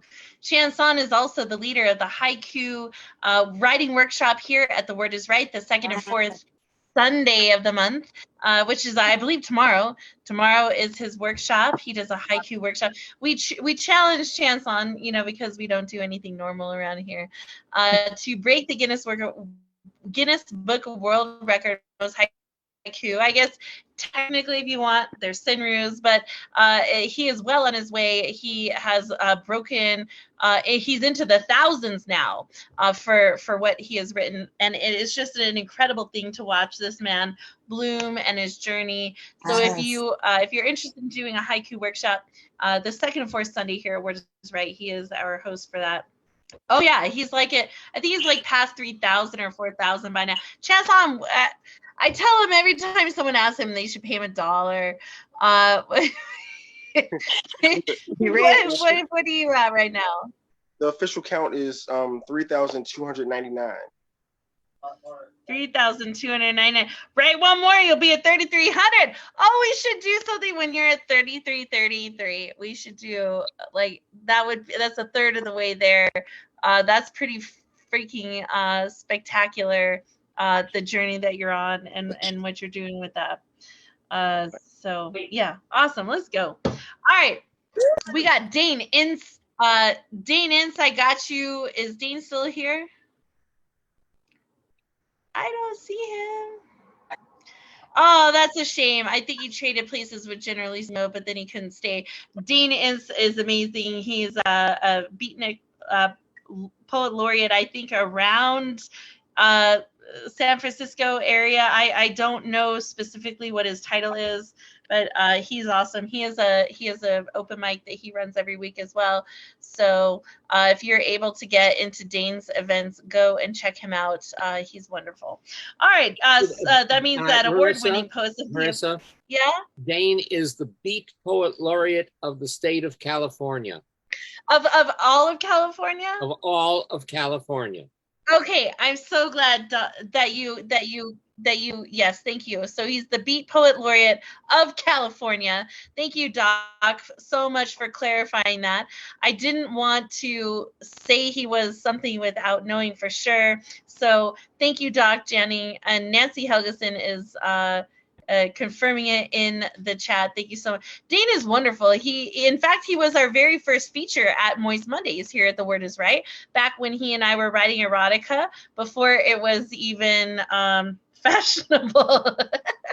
he and I were writing erotica and performing when COVID hit, taking it to the mainstream. So yeah, I'm sad he couldn't stay, but I'm glad he came through. All right, award-winning poet Sophia Falco, you're next, followed by Urban Cowboy Poet, and then Shaki G. Those are the next three. I've got everyone else on the list, I think, who wanted on. If I missed anyone, let me know.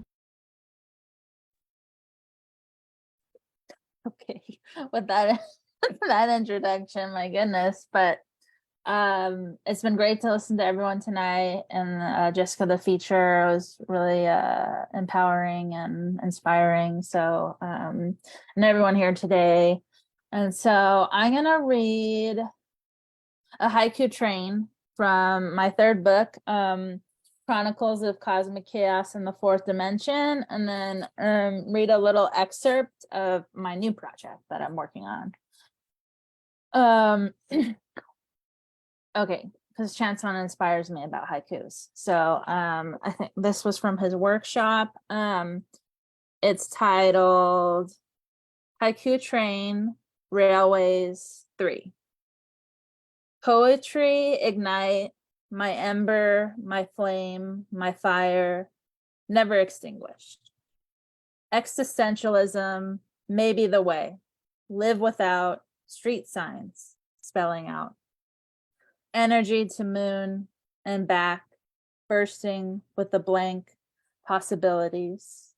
Bodies and bodies, not a hugger, but hold my hands, help me feel safe. Orange circle net winning time over my mind, sad, fades away.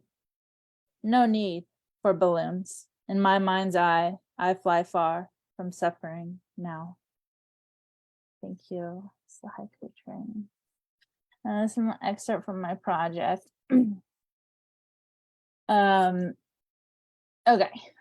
let's see.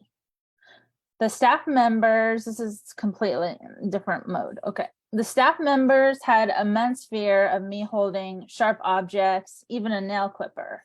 I had to ask them, and they had to clean it with rubbing alcohol so I could trim my nails so I could play basketball more seamlessly. I didn't bring a pair of jeans. This was no Shakespeare play, or maybe it could have been a modern day tragedy, but still playing basketball every fucking day, trying to bring me peace. Basketball allowed me to pause, to be in the flow, in the zone as the world faded away, like my fade away jump shot. But this could only take me so far, so far. I just wanted to fly out of here. And then there's a picture of a lost bird. How far could this pet bird who flew away from its cage travel in miles? How long could Spike fly before his wary body gave in, or to avoid treacherous outdoor cats? Which would have happened first, the former or the latter, or neither? Would he been found? Do you think he would really respond to a stranger's whistle? Would this hypothetical find be considered a rescue? Where would his true refuge be? Seeking safety is the phrase therapists use in therapy, but I didn't feel safe in my own body. It's almost impossible for me to define safety. If the urge from my own angry hands could fly away and return as doves, that would save me from self-harm on my left forearm, because peace would be brought back to me, supposedly, triggered emotionally 24/7. This was about survival, kind of like Spike's uncharted flight. Thank you. Oh, that one hit hard. That was so good. Award-winning poet Sophia Falco. Yes, I say that every time for her because she is, and she deserves all the flowers for that. If people aren't saying that enough to y'all that are award-winning, then I will say it to you. So yes, I'm so glad you're here, and thank God the school year is almost over, right? Summer's almost here. We're almost there. We're almost there. We're almost there. 1 week. Let's go. Let's go. Halfway through the graduate program. Let's go. Let's go. Halfway through the graduate program, you guys. Like, come on now. She's halfway through the graduate program. I remember when you got the letter of acceptance. Like, let's go. I do too. Y'all, people be making moves. These women be making moves. Let's go. All right. Next up, we got urban cowboy poet Greg Michaels. We're so honored to have published his book last year, Urban Cowboy Poetry. If you have not had a chance to get the book, you need to go buy the book. It is a wonderful collection of poetry told cowboy style, all urban legends. It is unlike any other book you will ever read.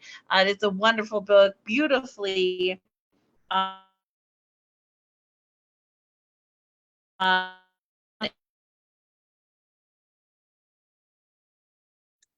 Lost your audio, Marissa. Hello? He's frozen.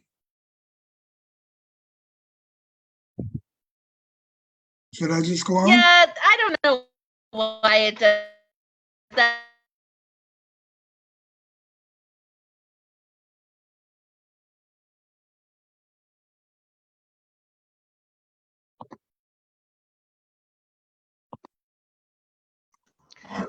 Greg, you're good. You can start anytime you want.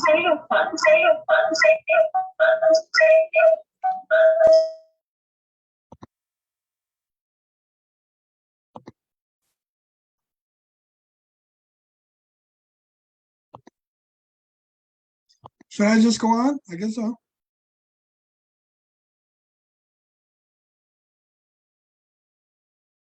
Okay. I don't know if she mentioned she also nominated me for a pushcart prize in my book. So, but I'm not doing urban legends today because it's Mother's Day tomorrow. So I'm just going to sing my tribute to my mama. We'll get ready for some toe tapping and hand clapping. Well, life in my family was really kind of cool. We were loved and supported when we were going to school. My mama raised the 6 of us to be nobody's fool. Thank God for I'm my mama's boy. Music, love, and laughter. My mom and dad's thing. Daddy taught me to be funny. Mama taught me how to sing. The role models were Jesus and Martin Luther King. Thank God I'm my mama's boy. Well, I got me 3 sisters and I got me 2 brothers, and I wouldn't ever trade them for any others. We were all so lucky we were raised by my mother. Thank God I'm my mama's boy. Mama taught me to be fair and to treat all people right. Don't go thinking I'm special just because I'm white. Try to be understanding of everybody's plight.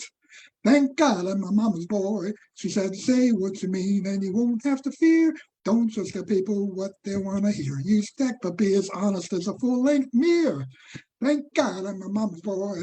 Well, I got me 3 sisters and I got me 2 brothers, and I wouldn't ever trade them for any others. We were all so lucky we were raised by my mother.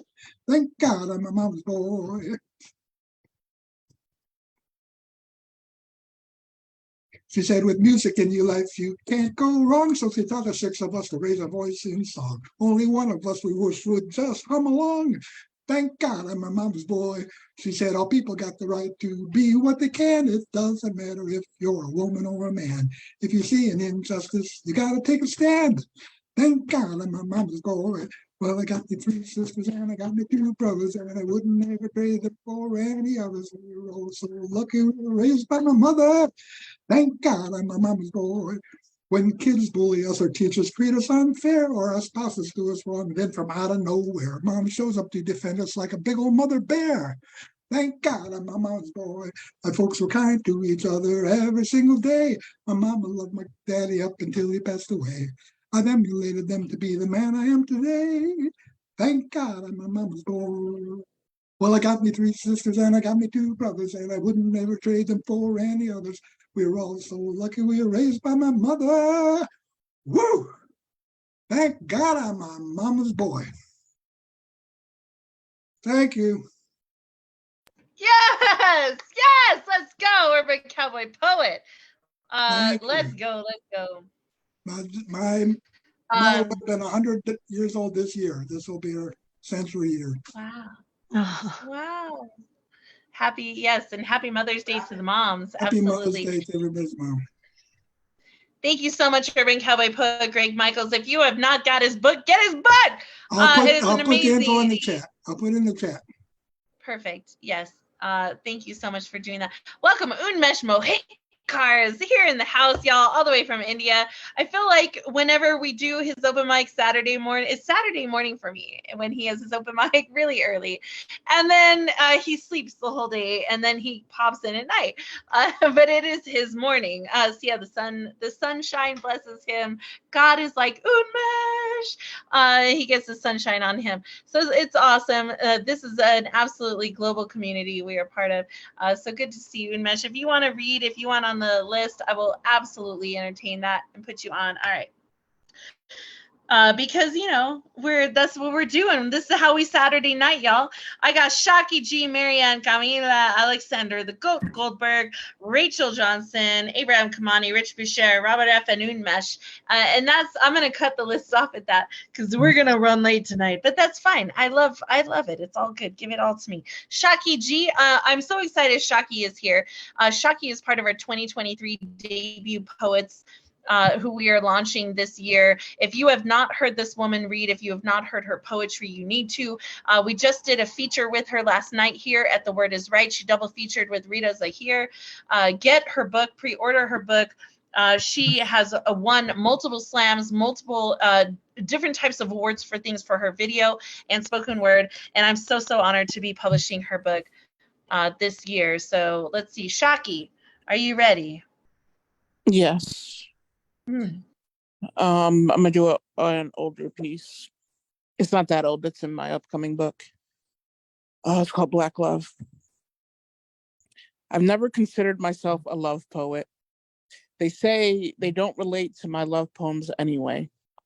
Love me better when I recite poems about being Black. I say, but ain't that the same? Ain't Black joy a love of its own? Ain't I proof love exists even when it isn't meant to? My folks did not love each other. My pops had something to prove. I mean, thank God they don't make closets the way they used to. My mother dropped me off and went chasing demons, and as sure as I am standing here today, I wouldn't take any of it back. Black means strength and culture, setting trends and breaking barriers. I'll never let the skin make me inferior. I am cookouts and block party, electric slide and Cupid shuffle. Don't believe them when they equate this Black with struggle. I've seen how we come together when the world falls apart. Bullet wound turned family reunion, traffic stop turned potluck. You can't say we ain't resilient. Can't say we won't find the music in anything. We always find a reason to sing. Find the rhythm in anything. We'll two-step to a heartbeat if it means we're alive. And if that ain't love, then why?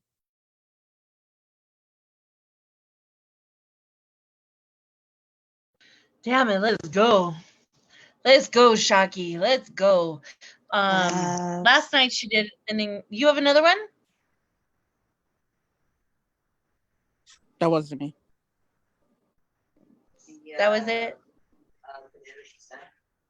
Okay. I just want to make sure I wasn't like stopping you if you were wanting to read more. There you go. All right. Shaki last night delivered an incredible set. Her set was, Camila's in the background. Her set was really geared up towards mothers and Mother's Day. So, in fact, I messaged Gigi and I was like, you should go watch Shaki's set from last night. It was amazing. So if you would like to see more from her, please go and look at the video from last night. She's absolutely amazing. Shaki, drop your link. Oh, good. There it is. ShakiGpoetry.com.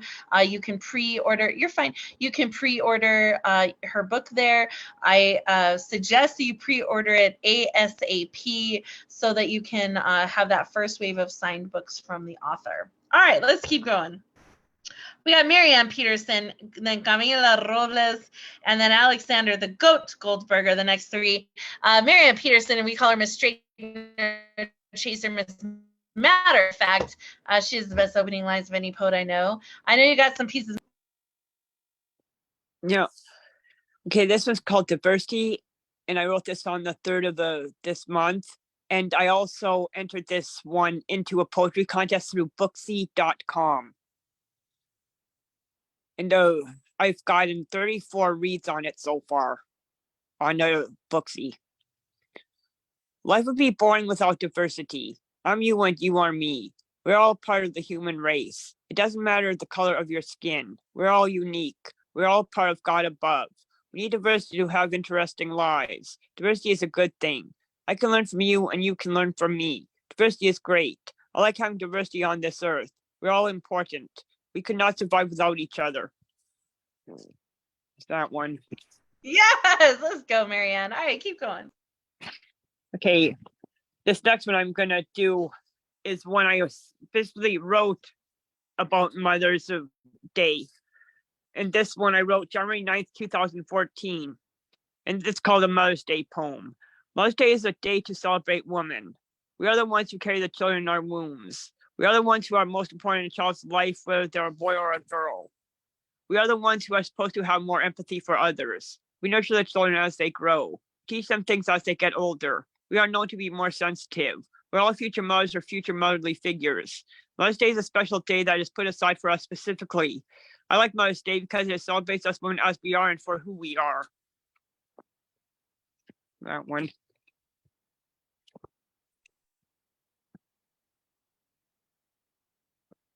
And this one is called Hope. I wrote on the 12th of this month. Hope is good to have. Without hope, you become lost. Even if you are going through bad times, you still need to have hope that will get better. You need to keep hope alive. Hope can make you happier. Having hope is a good thing. Yes, yes, Marianne, yes. You got another one? Yeah, I can do another one. This was called Fragile. I wrote on the 5th of this month. I'm not as fragile as I seem. I can stand my own ground.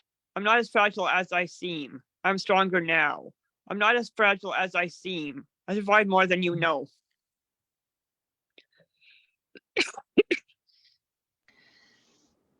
I've survived more than you know. I mean, that sums up everyone's story right there.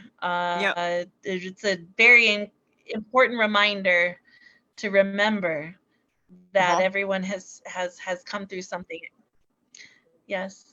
Thank you so much, Marianne Peterson. If you're not following her, please do so. She has an incredible amount of books for sale as well. So get with her, Marianne Peterson, on Instagram, and feel free to drop your links, all that. Yes, Rachel, right? It's a great reminder about hope and where we all come from, for sure. All right, let's go. We're going to rock this list. It is not stopping. We have Camila Robles, Alexander the Goat Goldberg, Rachel Johnson, Abraham Kamani's in the house, y'all. Rich Boucher, Robert F., and we'll have Unmesh wrap us up. Camila, are you ready? Yes, ma'am. Can you guys hear me? Yes, we have you. Thank you. Okay.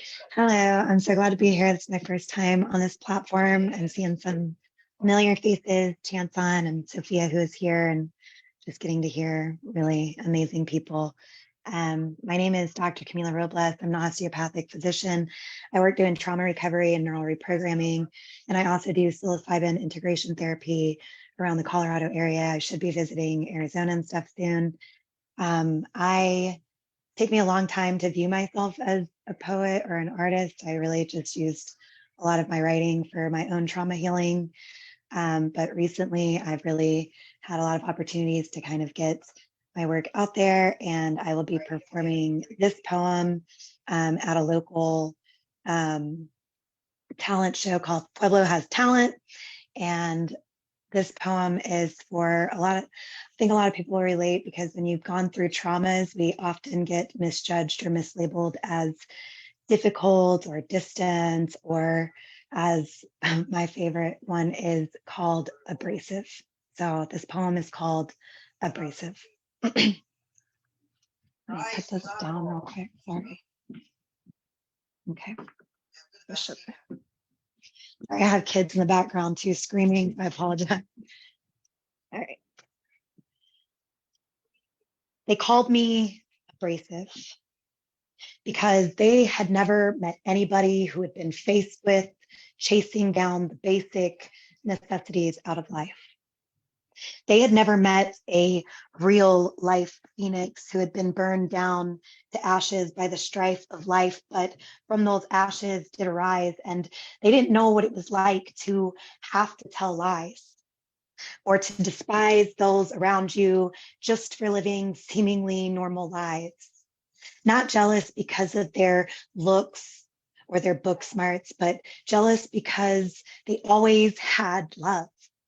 And they didn't have to doubt their self-worth because their worth was not taken from them without their consent. And they never spent their childhood doing adult things like bathing their depressed mother or saving their siblings from another nightly beating by agreeing to the secret nightly meetings from the only man that I have ever known as Dad.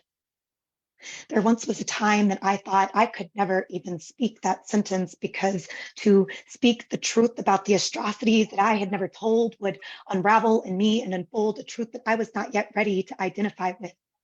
You see, while many are given everything that they need to succeed, I come from a mess, no modest loan. I come from a broken home that was so filthy, I couldn't even invite company over. There was no insulation to keep me warm when it got colder. You see, for me, I always thought that I had to be, let me see if I can spell it for you. Abrasive. A for acquaintances, because that was all I was ever allowed. Because if they were more than acquaintances, then questions would transpire and require answers about B. The bruises and broken bones that would beguile my dimples and smile all the while saying that everything was okay and that it just happened while I would play. Or R for rape. I know that word's uncomfortable, but take a breath and your discomfort will pass. But there is no escaping the reality of that word for those like me who have survived it, and like the deed that left me shattered and scattered, like the seed that was left across the mattress and partly left inside of me. You kind of see why I may be perceived to have an abrasive personality. You see, my reality is that I carried the weight of the world on my shoulders because to not be the victim, to not show the symptoms of what I've been through, empathy and compassion are the tools that I use to pull myself through, that I used to feel that I had a bigger purpose, like it was somehow my purpose to help with other people's F. Sadness, shame, never telling the truth about the abuse because I always thought that I was the one to blame. And the scars like gliosis that left a slow and permanent sclerosis of my heart, inevitably leaving me to feel that I would have nothing except for my integrity. That was the one thing that was never taken from me, unlike B, for the virginity that I was never allowed to maintain, or E, every night feeling alone until solitude became my comfort zone, because I am and always will be my best friend, number one critic, always a cynic of everything I do. So I don't need anyone to point out my faults and default on the vault that contains my self-worth that seems to revolt myself and those around me. But still, I find it astounding anytime I encounter anyone who thinks that they can break me down and pick out the seeds that deceive their perception of who they want to believe is me. Fuck no. I am finally proud of who I am. I have grit and a profound sound that resonates in my spirit off the ground. And one day, like an earthquake, I will shake all of those that stand beside me and show the strength that resides in me. But till then, I will bow down to those who sit on their tower of power and cave.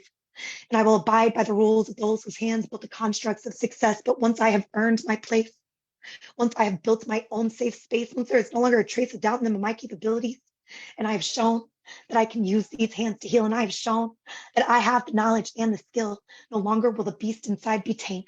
And from the rooftops, I will scream about the injustices and reclaim, and I'm going to call each and every one of them out by name. They won't be able to say that I'm insane, unable to obtain my degree, that I worked for over a decade to succeed against all odds and seas of unasked for microaggressions to this noble profession. This is my confession. No matter the humility that I endured as a child, I will never be meek and mild. And if I am abrasive, then I'm abrasive like carbon when put under pressure for an extended period of time. If you give me the time and diamonds, you will find I will always be on my grind, taking the time to speak what's on my mind. And no matter what, I always succeed because in my veins, it's flooded with the DNA of my ancestral queens who rose up against their impoverished oppression and kept on stepping, because that's what we Robles women do. So please feed me with your doubt. I will absorb it like photosynthesis so that I can create the energy that I want in order to be the change that I want to see in this world. I know I will never achieve perfection, but who I am today is better than I ever thought that I could ever be before.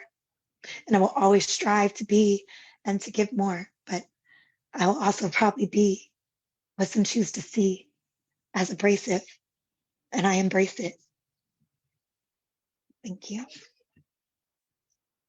Let's go. Let's go, Camila Robles. Let's go. Women and moms, especially coming through violence, coming through strife, coming through trauma. You're not alone. You matter. Reach out, talk to someone. I promise you, you're not alone. As a survivor, I will tell you, I felt very alone for a long time and didn't know anyone in my situation. And it wasn't until my oldest daughter was born that I decided to leave because I didn't think we would survive. And so you're not alone in what you're experiencing. Please find someone you trust to talk to about it. Don't keep it to yourself because there's nothing you did wrong. There's nothing shameful, and there's nothing wrong with you. But we do want to make sure that people have a safe way to remove themselves from violence. So please feel free to, anyone can always reach out to me as well when they need to. Drop your social media links if you would, please, Camila, in the chat. I would love to catch up with you. You're in Pueblo. That's freaking close. We're in Albuquerque. You should come down in September to Summit. I would love to meet you. And yeah, that's very close. It's less than 6 hours. Like, let's go. Come on now. I need to. Thank you. That would be amazing. All right, Alexander, the GOAT Goldberg, you're up next.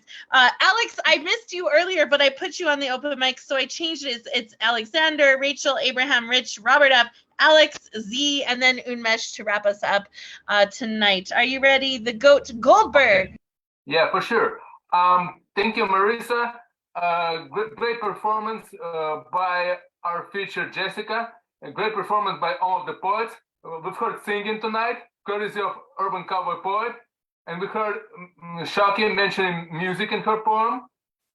And I have to say that music is the greatest inspiration to my poetry. And I believe that poetry and music are tightly connected.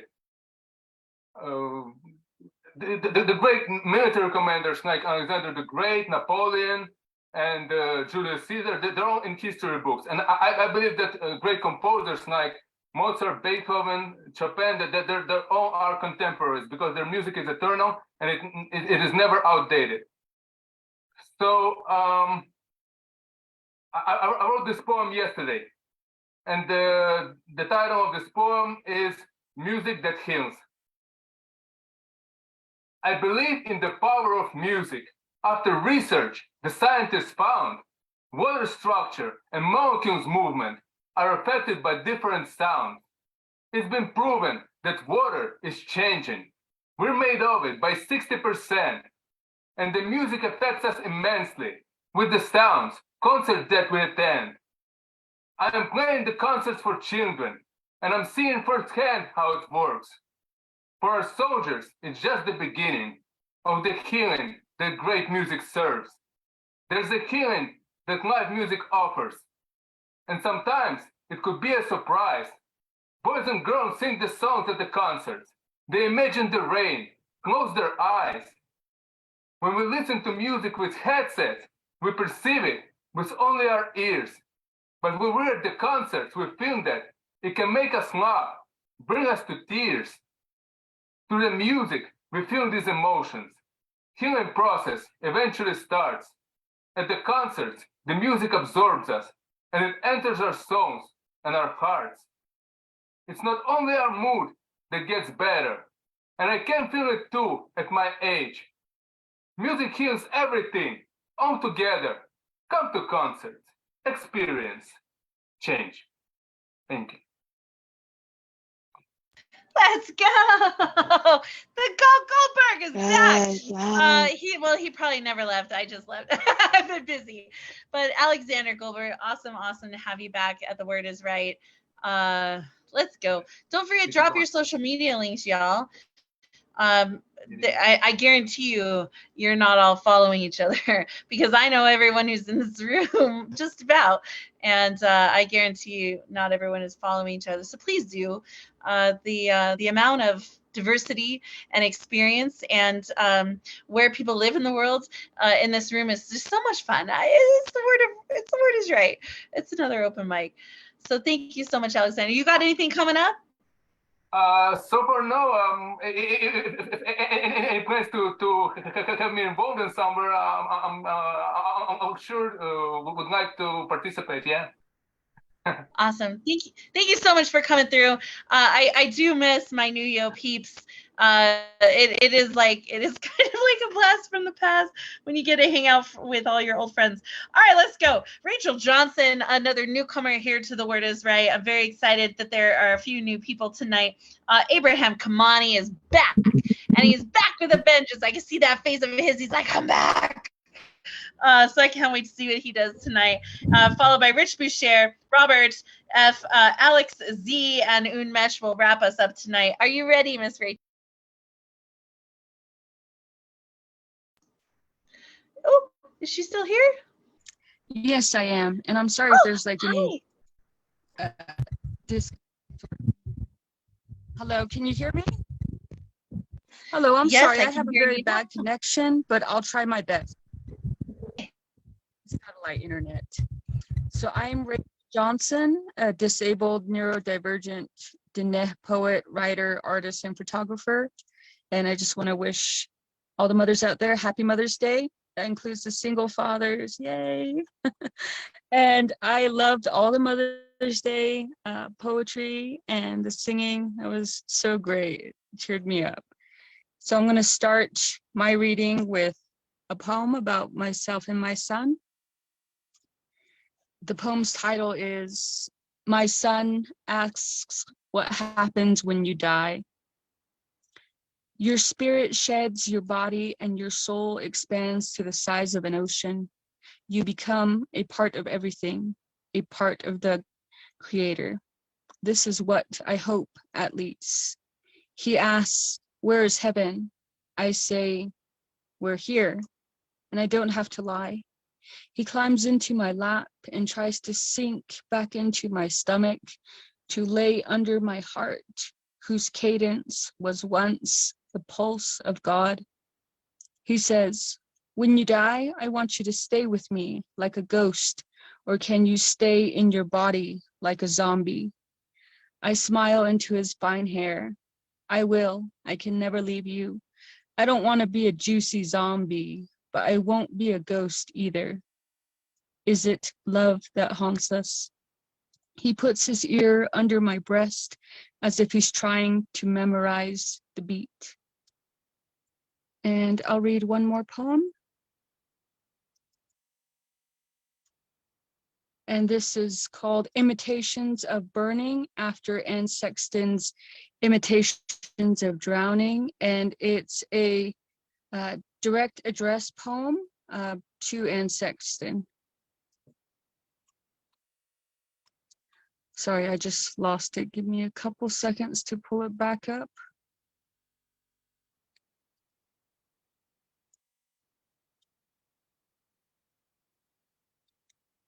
Imitations of Burning. You dreamt of drowning, a dying that went on and on, a gin-soaked dream that followed you into waking. You found novelty in fear, which you wrapped around yourself like a fur coat, stroking its coarse grain. I've no success with drowning. I'm only good at burning.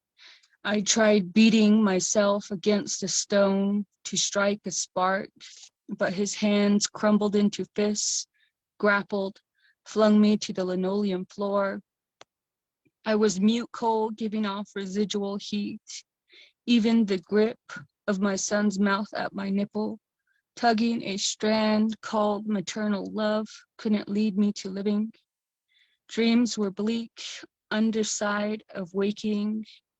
I tried to smother frenetic thoughts underwater, no luck, too shallow, too tame. Sorry. My catalyst came, his vulgar love, inciting want. I don't know how we did it, immersing ourselves into each other, closest I've come to drowning. We couldn't sustain it, slipped through the eye of each other, through the boiling foam, to find waking. You drowned on air, on being. My landscape is arid, parched, weeds rasp with faint stirring of evening. This is where I thrive, in the vibrancy of self-consumption, in the novelty of burning. Thank you. Oh my God, let's go, Rachel. Wow, Welcome. I love that. Welcome to The Word is Right. Oh, so You realize good. you're totally screwed now, because every Saturday you and Camila are gonna have to be here now. Right? I for real gonna have to.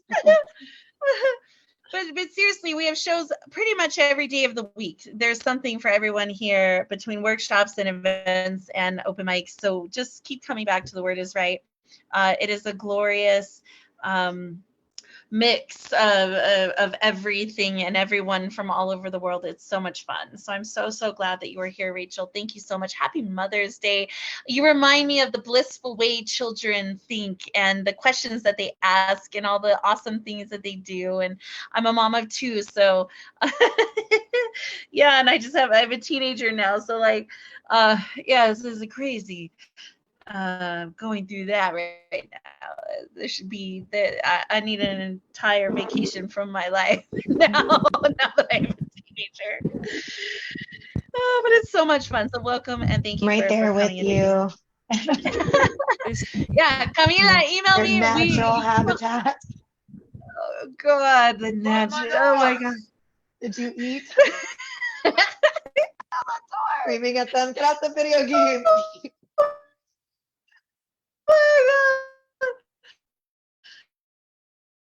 Yeah, it's fun. Yeah, let's go. And so, we live in a little different time now. Parents have a little more fodder for future boyfriends or girlfriends or partners. I'm just glad my stuff was not recorded when I was growing up. All right, we got 5 more tonight, and these are 5 incredible poets. So don't go anywhere. If you can stick around. We have Abraham Kamani, Rich Boucher, Robert F, Alex Z, and Un Mesh is going to wrap us up all the way from India. So I'm super excited about that. What you got? Welcome back. Oh, thank you for having me. It's been a while since I've been on any open mic. As a matter of fact, like 2 months, and I haven't written anything new in the past month. So I'm gonna share 3 short pieces that I've written in April. This one is called Stripped of Secrecy.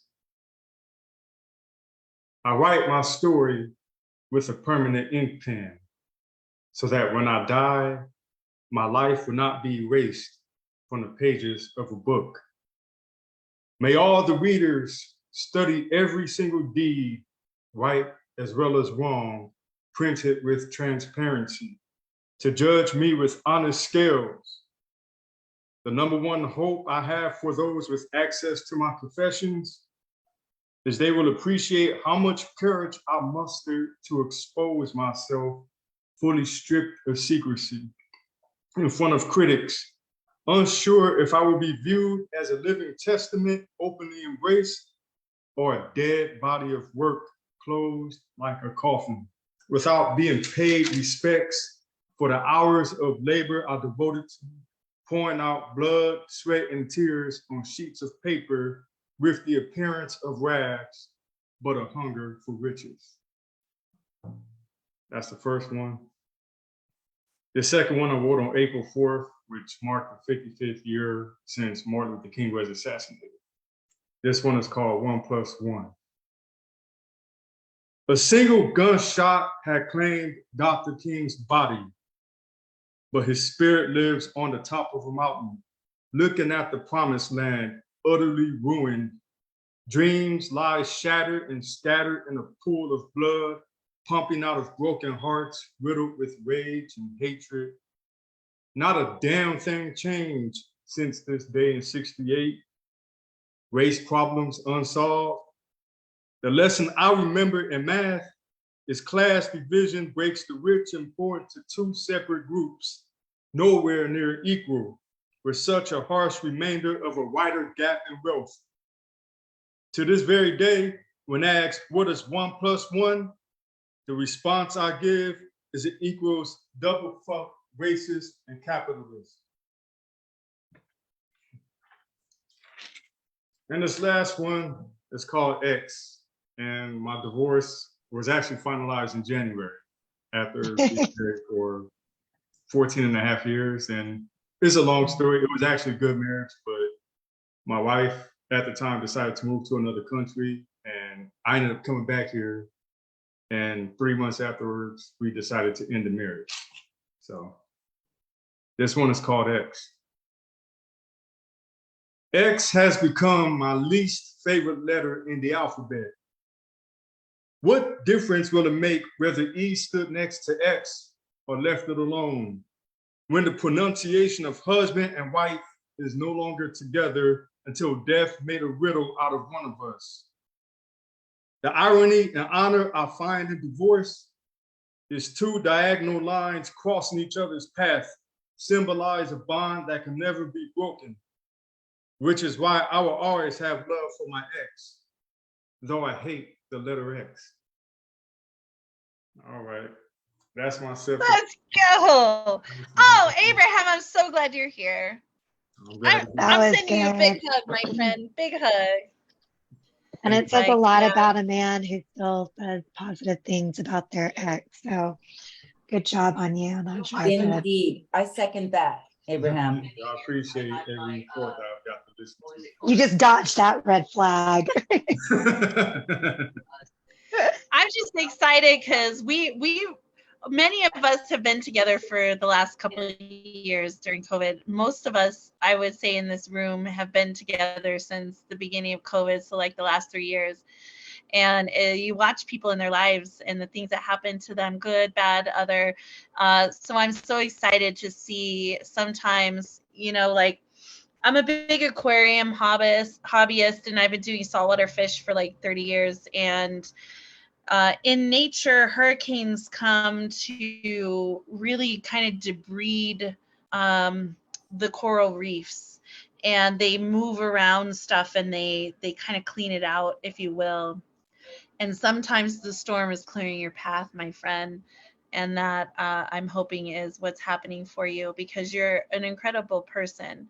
And your pen, I'm glad to see your pen is sharp as ever. Iron sharpens iron in this community, and we are certainly better than any of us were 3 years ago. I firmly believe that. So I'm excited to see what's next for you in your journey, for sure. Thank you. All right, let's go. Don't forget to drop your socials in the chat. Y'all can follow each other. I promise you, like, this is such a melting pot. I pull poets from IG, Clubhouse, Facebook, live in person here in Albuquerque. Poets you would never have a chance to meet. We're just so damn lucky to be able to do it right here. We got Rich Boucher, another Albuquerque poet who I just absolutely love. One of my ride or dies. And then Robert F., Alex Z., and Unmesh will wrap us up. All right. Well, I really appreciate that introduction, Marissa. Really appreciate that. And I want to dedicate this poem to my friend Jessica, who I have not seen in a very, very long time. It is wonderful to see you, see your lovely face. Recently, I was at a reading where people gave really long introductions to their poems, and that was a very gunning experience for me. I did survive that experience. I am a survivor of that experience. I will survive it. And this is a poem about surviving long introductions to poems, which are very gunning experiences. This is called Sous Chef's Kiss. This poem investigates the hierarchical meaning of my cultural cereal as I lean into difficult structures to question the validity of 2% low-fat milk. In this poem, I digress from typical definitions of hamburger and explore the more penetrative nuances of hot dogs. With this poem, the counterculture's obsession with my pajamas becomes revealed, and intuitive remarks arising out of the dynamic interstices between me and your bed become altruistically, powerfully transgressive among the IKEA. This poem takes as its linguistic impulse the roots of my garbage, and the lyrics of this work interrogate my neighbor as a nominal curative, with a carefully pejorative aim set builded towards a hegemonistic thong, providing a cursory evaluation and an intuitive, problematic analysis of the stigma and shame that surrounds asparagus. This poem tasks the common experience with a banana, with shamelessly regarding those who experience such fruit in ways that populate an open mouth with the promise of elevated aliveness.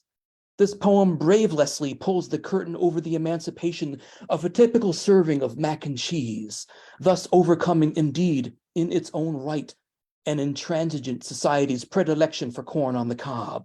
Leisure, yoga pants pulled tight and translucent over the values enlightened communities look to for moral and savage sustenance.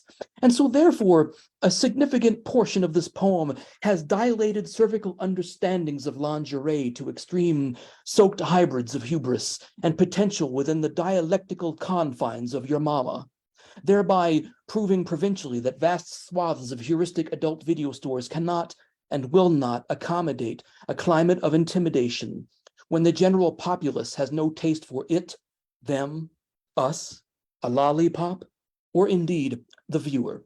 And it is here, at the intersection of divinity and peekaboo, a la Montevideo, I see the mountain, wherein we find ourselves at long last horny, abject, fighting for non-existent rights within that sesame-toasted lumberjack nail salon, nay, further, on behalf of that high-priced escort that dwells in all of us, even though fear is what makes us Walmart, makes us spring a bone, fling a bushwash, makes us mayonnaise the ham speculum more deeply than anything we know in this world.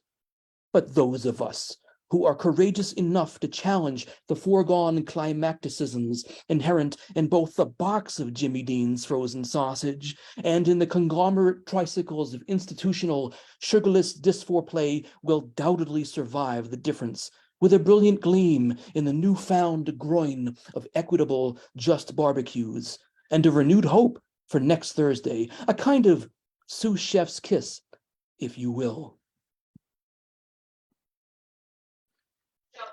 Yes, let's go. I figured maybe he read this. You're what my grandmother called a carajo. You just like, oh, you're like your favorite devilish friend that you just can't help to be in love with. Mayonnaise, the ham speculum. It was, I remember when I first heard what a speculum was, and I was one, fascinated, two, curious, three, a little afraid, four, welcome to our reality. Yeah. And welcome to our world. Right. Oh shit. I'm glad to be there. Did you use mayonnaise, the ham speculum? Did you use mayonnaise as a verb? I did.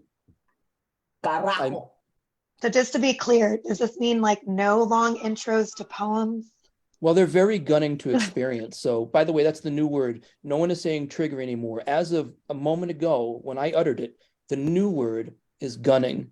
And if it's really bad, the new word is machine gunning. There's just sort of hierarchical interstices of these.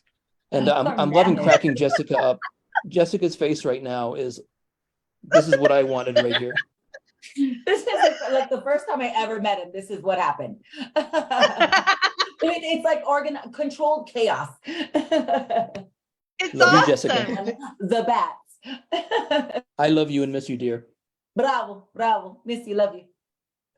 That's why we all get along, I think, so well. It reminds me, Jessica, have you ever heard my pap smear poem? Have I read that for you? Yeah, the first time I heard it was at Tractor at Poetry and Beer. I think it was the one right after I guest hosted when Hakeem and Damien battled. That's when I first met Bram, and he had this lovely poem about referencing a barn. That's I was like, oh my God. And then I may have seen you that night, but I know I definitely did the next time. And yes, it was that poem. Because it talks about the speculum, right? She put the speculum straight up my special purpose, right? It's one of my 2-minute slams. I crafted many 2-minute slams just for funners because you always wind up in events where you need 2 minutes. Can I say one more thing to Jessica? Can I say one more thing to Jessica? Two things. I hope you caught the yoga pants reference in the poem. Oh, I did. And also, mira. Mira. We'll tell you about that later. Mira. mi culo. All right, let's go. All right. Lo siento, pero nada. All right, we got next up we got Robert F. Alex Z. Welcome to The Word is Right, Alex. And then Unmesh will round us out this evening. Are you ready, Robert? Yes. May I use the share screen? I just clicked it for you. Thank you. Good evening. I'm Robert Fleming, a writer and graphic artist from Delaware. Tonight, I will be sharing on another one of the mothers, which is the drag queen mothers. And Yes. where is it?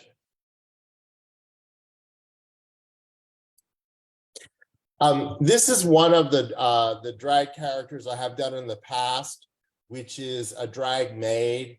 And my inspiration for this is I really hate cleaning. I was hoping that by having a fun costume to clean in, it would make it more tolerable for me, but it didn't work out that way. I still hate cleaning. And this is the other drag character I have done many times. It is Nurse Ratched, which is a tribute to the movie One Flew Over the Cuckoo's Nest. The character was originated by Louise Fletcher, and she passed last year. This was my second interaction with Louise, where we both competed in a telephone contest for votes to see who is the real Nurse Ratched. And I have to concede that Louise Fletcher won the contest and I did not.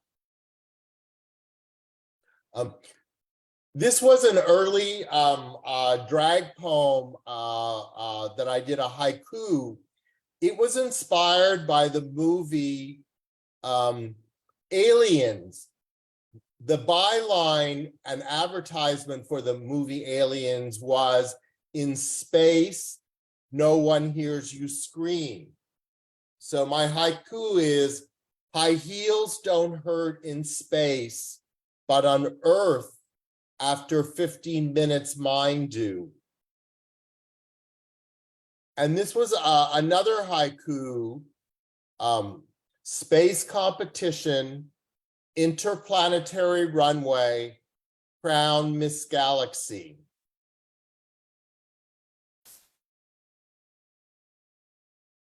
I have one more to share. This is another haiku, high heel runway walk, daughter trips on red carpet, drag mother lesson. And this is the last one. It is a tribute to the movie Whatever Happened to Baby Jane, where Betty Davis and Joan Crawford starred. Drag queen makeup war, black mascara massacre, drag queen frenemies.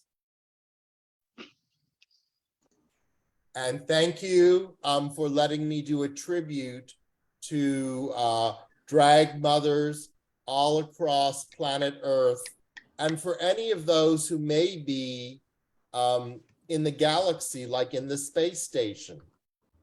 Greetings from Delaware and the runway.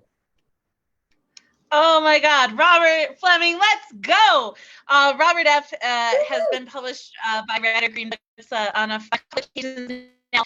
His pieces are included in American Great Calls and Gun Violence. It's a full color art book. Is wonderful. So thank you so much, Robert. I love your work. It's awesome. All right, we're gonna keep on. We got 2 more to go tonight.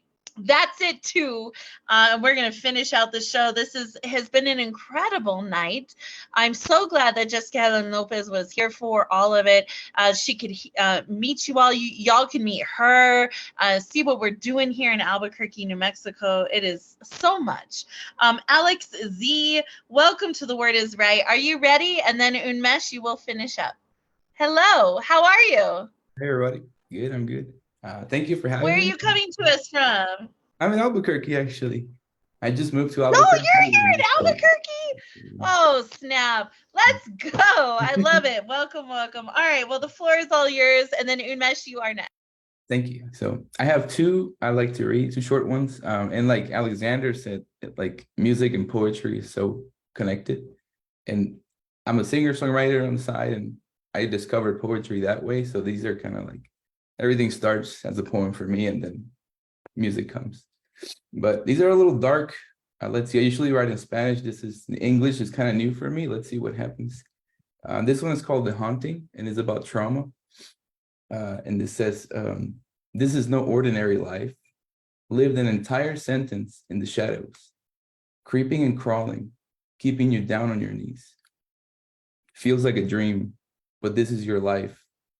One ruled by fear and chaos, the quiet things you didn't know. This is a haunting, the only one you didn't know about. A hidden truth that defined your past. Will it decide your future? Over and over you fall, you keep trying to get up, but something tears you open, a darkness inside of you. Something you don't even know about. How can that be? How does this live inside me? How do I get rid of it? This is a haunting, the only one you didn't know about. A hidden truth that defined your past. Will it decide your future? Tired of hitting the ground, living with a bruised heart. This pain needs to go away. Somehow it needs to go away. That's that one. Thank you. The next one is called Chasing the Light. And another dark one. Sorry for the darkness today. This one's called Chasing the Light. It says, here we are, chasing light, trapped in the darkness. Midnights come, mornings rise. The passing days feel harmless. At least we haven't lost our faith in something greater. But what if we do? What if I have? Where do we go from here? How do we step into the light? How do we make a stand when we have lost our faith? I'm chasing the light. Decades pass, years feeling numb, living through the lies that we're told, forgetting how to live within ourselves. Now I don't remember who I am. Darkness seems to grow even stronger. Every day the light fades away. At least I haven't lost my way. But what if I have? Where do we go from here? How do we step into the light? How do we make a stand? I don't know what to believe anymore. I'm chasing the light. That's it. Thank you so much. Oh, Alex, por favor, dame la otra en español, por favor. You want the Spanish one? Oh, sí. Oh my God. Sí puedes. Sí, por favor, ándale pues. Okay. En español, por favor. Sí, sí puedes. Yeah, let me find it really quick. If you don't mind, let me find it really fast. Por favor, señor. We don't mind. Thank you, thank you. Let me see where to go. Where's my thing? Here.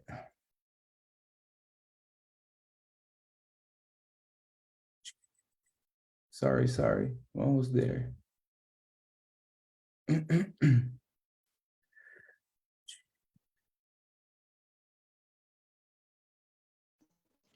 And while Alex is looking for a poem, I just want to let y'all know that Jessica Helen Lopez, our feature tonight, will actually finish us up after Unmesh with a final poem. So stick around because Jessica will. I know Rich is good. He's so championing that.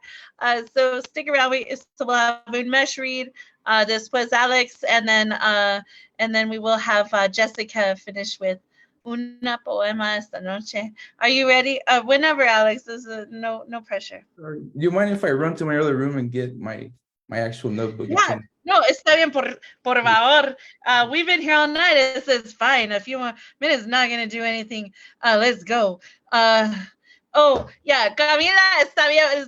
Es que chiste porque soy una gringa chica, pero soy nueva mexicana. Soy burqueña. Es que chistosa, right? Because like I can also do really bad white girl Spanish. I can go like, me llamo Marissa. No sé. Muy yeah, No Nintendo. No Nintendo. Oh, my God. Oh, yeah. Well, estoy aprendiendo español. Hey, Marisa, soy pocha. That means, I'm like a few generations, I was removed from my language. So I can roll a mean R, Marisa. But once I say that like around like my Otra vez. elders or like a gramita or a tia, then they're all about the Spanish and then I don't know what's happening. So soy pocha. It's hard because I used to translate for the team from Spain. I used to play billiards, pocket billiards professionally. I have a table in my house. I used to translate from the team from Spain when they would come to the US every year. And they have 7 different dialects. So, sometimes I'll come back to New Mexico and I'll be like, ¿Qué puedo tener una cerveza? And people are like, huh? And I'm like, cerveza, lo siento, the tete. So I did the tete. The tete always fucks me up here. People don't know when I say the tete, they don't understand. And I'm like, oh shit. But it's so much fun. I love it. It's very unassuming. Don't tell anyone. The first time I met, ¿cómo te llamas? El hombre de la tractor. God, why can't I think of his name? The tractor brewery host. Anyways, I thought he spoke Spanish. Damian Flores. Oh, Damian Flores. Yeah, Damian Flores. I just started speaking Spanish to him one day. He didn't understand a thing I was saying. I was like, never mind. But Damien is so nice, and he's been here for a really, really long time. It's really funny, though. I think I catch a lot of people off guard. Lo siento, Camelia. But if you get the sete from me, it's just that's because of the Spain influence. Anyways, all right, Alex, did I fight you? Y por favor. Say one thing, and now for a moment of gay cruising in Spanish. Mi pape. Let's go, Robert F. Yes, let's go. All right, Alex, you have the floor, and then we'll go Unmesh, and then we'll have our beautiful feature Jessica wrap us up. This one's called Tu Mentira, which is your lie. So it says, me mentiré, cuando piense en ti, me diré tantas cosas. Me diré que ya no te quiero. Me diré que ya no me haces falta, que soy feliz. Me diré que la soledad es mi destino. Me diré que la vida así lo quiso. Que solo fuiste una pequeña pieza de su rompecabezas. Una experiencia más. De esas enseñanzas de la vida, de las que te traen un poco de aprendizaje. La realidad del caso es que no es así. Que me digo esas cosas para poder vivir. Para que en las noches no me atormente la angustia y que no me mate el mal de amor. Para que al despertar, la mañana no me ahogue en un mar de soledad. Para que al almorzar, la comida ya no me sepa tristeza.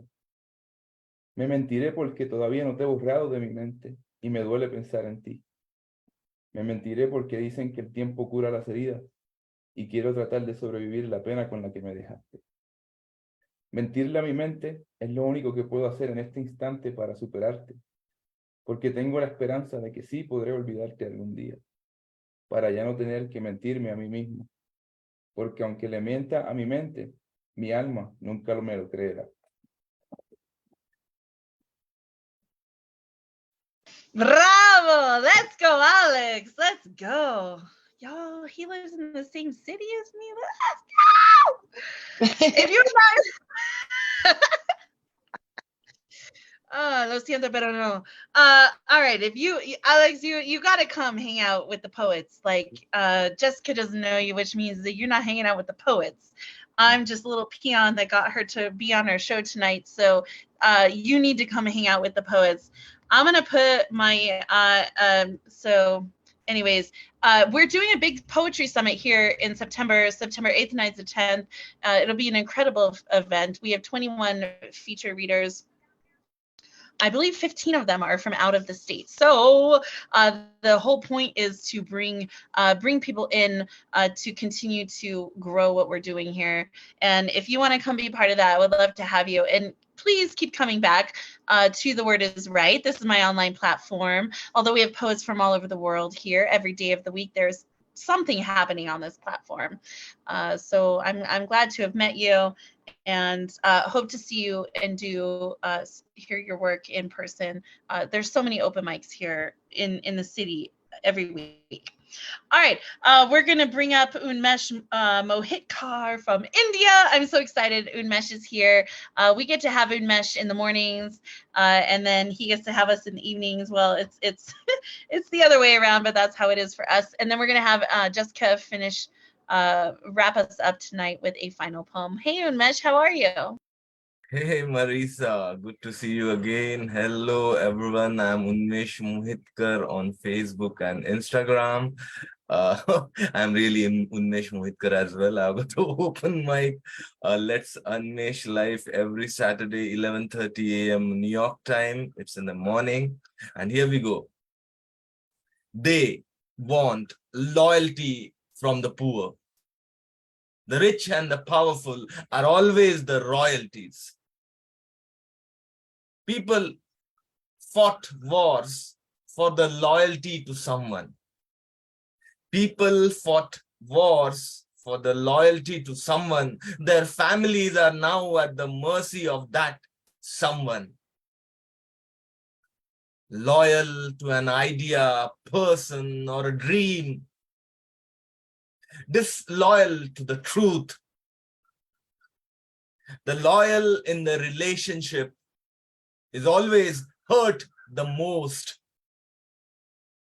Disloyalty never hurts you. What hurts is trust without verification. Disloyal people are more happy. They are not loyal to the idea of truth, perfection, or happiness. The person who says that he has always been loyal has never verified his truth. Broken hearts are loyal to pain, disloyal to happiness. Truth is never loyal to anyone. Truth hurts the innocent more. Truth is not innocent. Everyone suffers. Everyone lies. Everyone cries. Everyone feels that the world has been unfair. They just need to be loyal to themselves. People hate fake laughter. People hate fake laughter. The truth is, it might have avoided a lot of wars. It might have avoided a lot of wars. We follow trends in society. You are just loyal to a trend that you believe is an idea. That you believe is an idea. Thank you. Thanks a lot. Oh my God, let's go. For those of you who are looking for, it's Saturday morning, early hour time, like 8 or 9 a.m. our time, depending on if we're in daylight savings time or not. Unmesh has an incredible open mic that he does from India. So when you're waking up Saturday morning, you don't really know what to do. You're in your pajamas with your coffee like I am when I go to his open mics. He has an incredible open mic every Saturday morning U.S. time, with people from all over the world. And he's doing it in India. So he's catching people from the UK, he's catching people from Africa, from the Middle East, sometimes from Australia. That was awesome. So thank you so much, Unmesh, for being here. I'm so glad you came. All right, we're going to have our feature reader, Jessica Helen Lopez. I'm going to have to come up with an awesome way to say her name. You know, because you just can't say Jessica Helen Lopez. You have to like put some with it, because she's so amazing and we love her. She really is changing the face of poetry and outreach in New Mexico. So let's go. Jessica Helen Lopez will close us out with a piece tonight, and then I will toast you all and I will bid you adieu until next time. Are you ready, my dear? Yes, I am ready. I like the way you say my name. I think that suffices. Gracias. I was wavering between two pieces, and I was gonna like see who wanted to hear a poem about Chavela Vargas and Frida Kahlo, or about Billie Holiday. But you know, I went ahead and I'm just gonna do this piece because it reminds me of my very, very good friend, my departed friend, Danny Solis. It's a poem about Billie Holiday, and it's an older poem. And, the first time I ever met Danny Solis was at the Blue Dragon here in Albuquerque. The Blue Dragon is now closed, and it was one of the first places I ever slammed. Rich knows about this. Not the first place, but it was one of the first places. And I met Danny and I did this piece. And then we went outside, and Danny's like, the late great Chicano poet. He had dreads down to here, big old boots that were unlaced. And when he speaks, you don't expect this voice to come out of him, but it's a deep timbre, but it's very soft voice.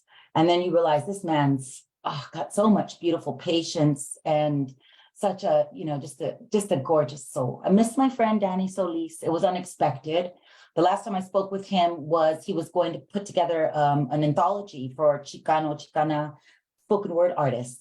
And I remember I was eating some tacos and he called me and we talked. And then, then I heard of his passing, and it was unexpected. But I want to do this piece because I performed this piece and he was in the crowd. I met him afterwards. And then later on, we went on to practice at the Harwood Art Center. And that summer, I made the slam team for the first time. And Nationals was in Austin in 2006. And I was the only female on the slam team. And for a long time, there weren't a lot of women involved in the slam world here in Burke. I mean, there's a lot of women and female identified folks that have roots in it. But I remember for many years, it wasn't. And I just thought that, Danny was always a champion. So here it is. It's I think Rich knows this one. So I dedicate this to Danny and also to my good friend, Rich. It's called Billy's Blues Are Mine. My gardenia scented getaway. Suicide not for fame, dulling color fades today. I ain't no Sylvia Plath mama, sexy and sexton, tragic Ophelia. Won't go out mad martyr style, but sometimes the slide of silky fingers collides with my sensibilities. Sings a song for the lovely siren that is the lady. The smoky, sad jazz of Billy beckons me. Blue, deep onyx, sea palette, watery grave, my gardenia scented getaway. The greasy trombone and melodic boom of bass guitar, light fingers play piano keys, tap in Morse code, the misery of music, honey, butter, songstress, the bleeding heart of Billy's mantra, my gardenia scented homegirl. Sheets cover the windows, keeps the room cool and dark. When La Catrina speaks, bleached bone and bourgeois, her skeletal thin skin hand suits me. She hums, death dreams, lulls me to sleep, smooth jazz reprieve. Silky fingers of subjugation offer rest from the rage that burns the heart, chatters away the brain, bumps my sleep out from its groove, the xylophone to my rib cage, cradle to the downcast heart, silly moon. So many odes to that old girl have they made. Miss Holiday, a good morning heartache, in her solitude going bad, singing away like no one can my sickness of sadness. Good morning heartache, you all gloomy sight.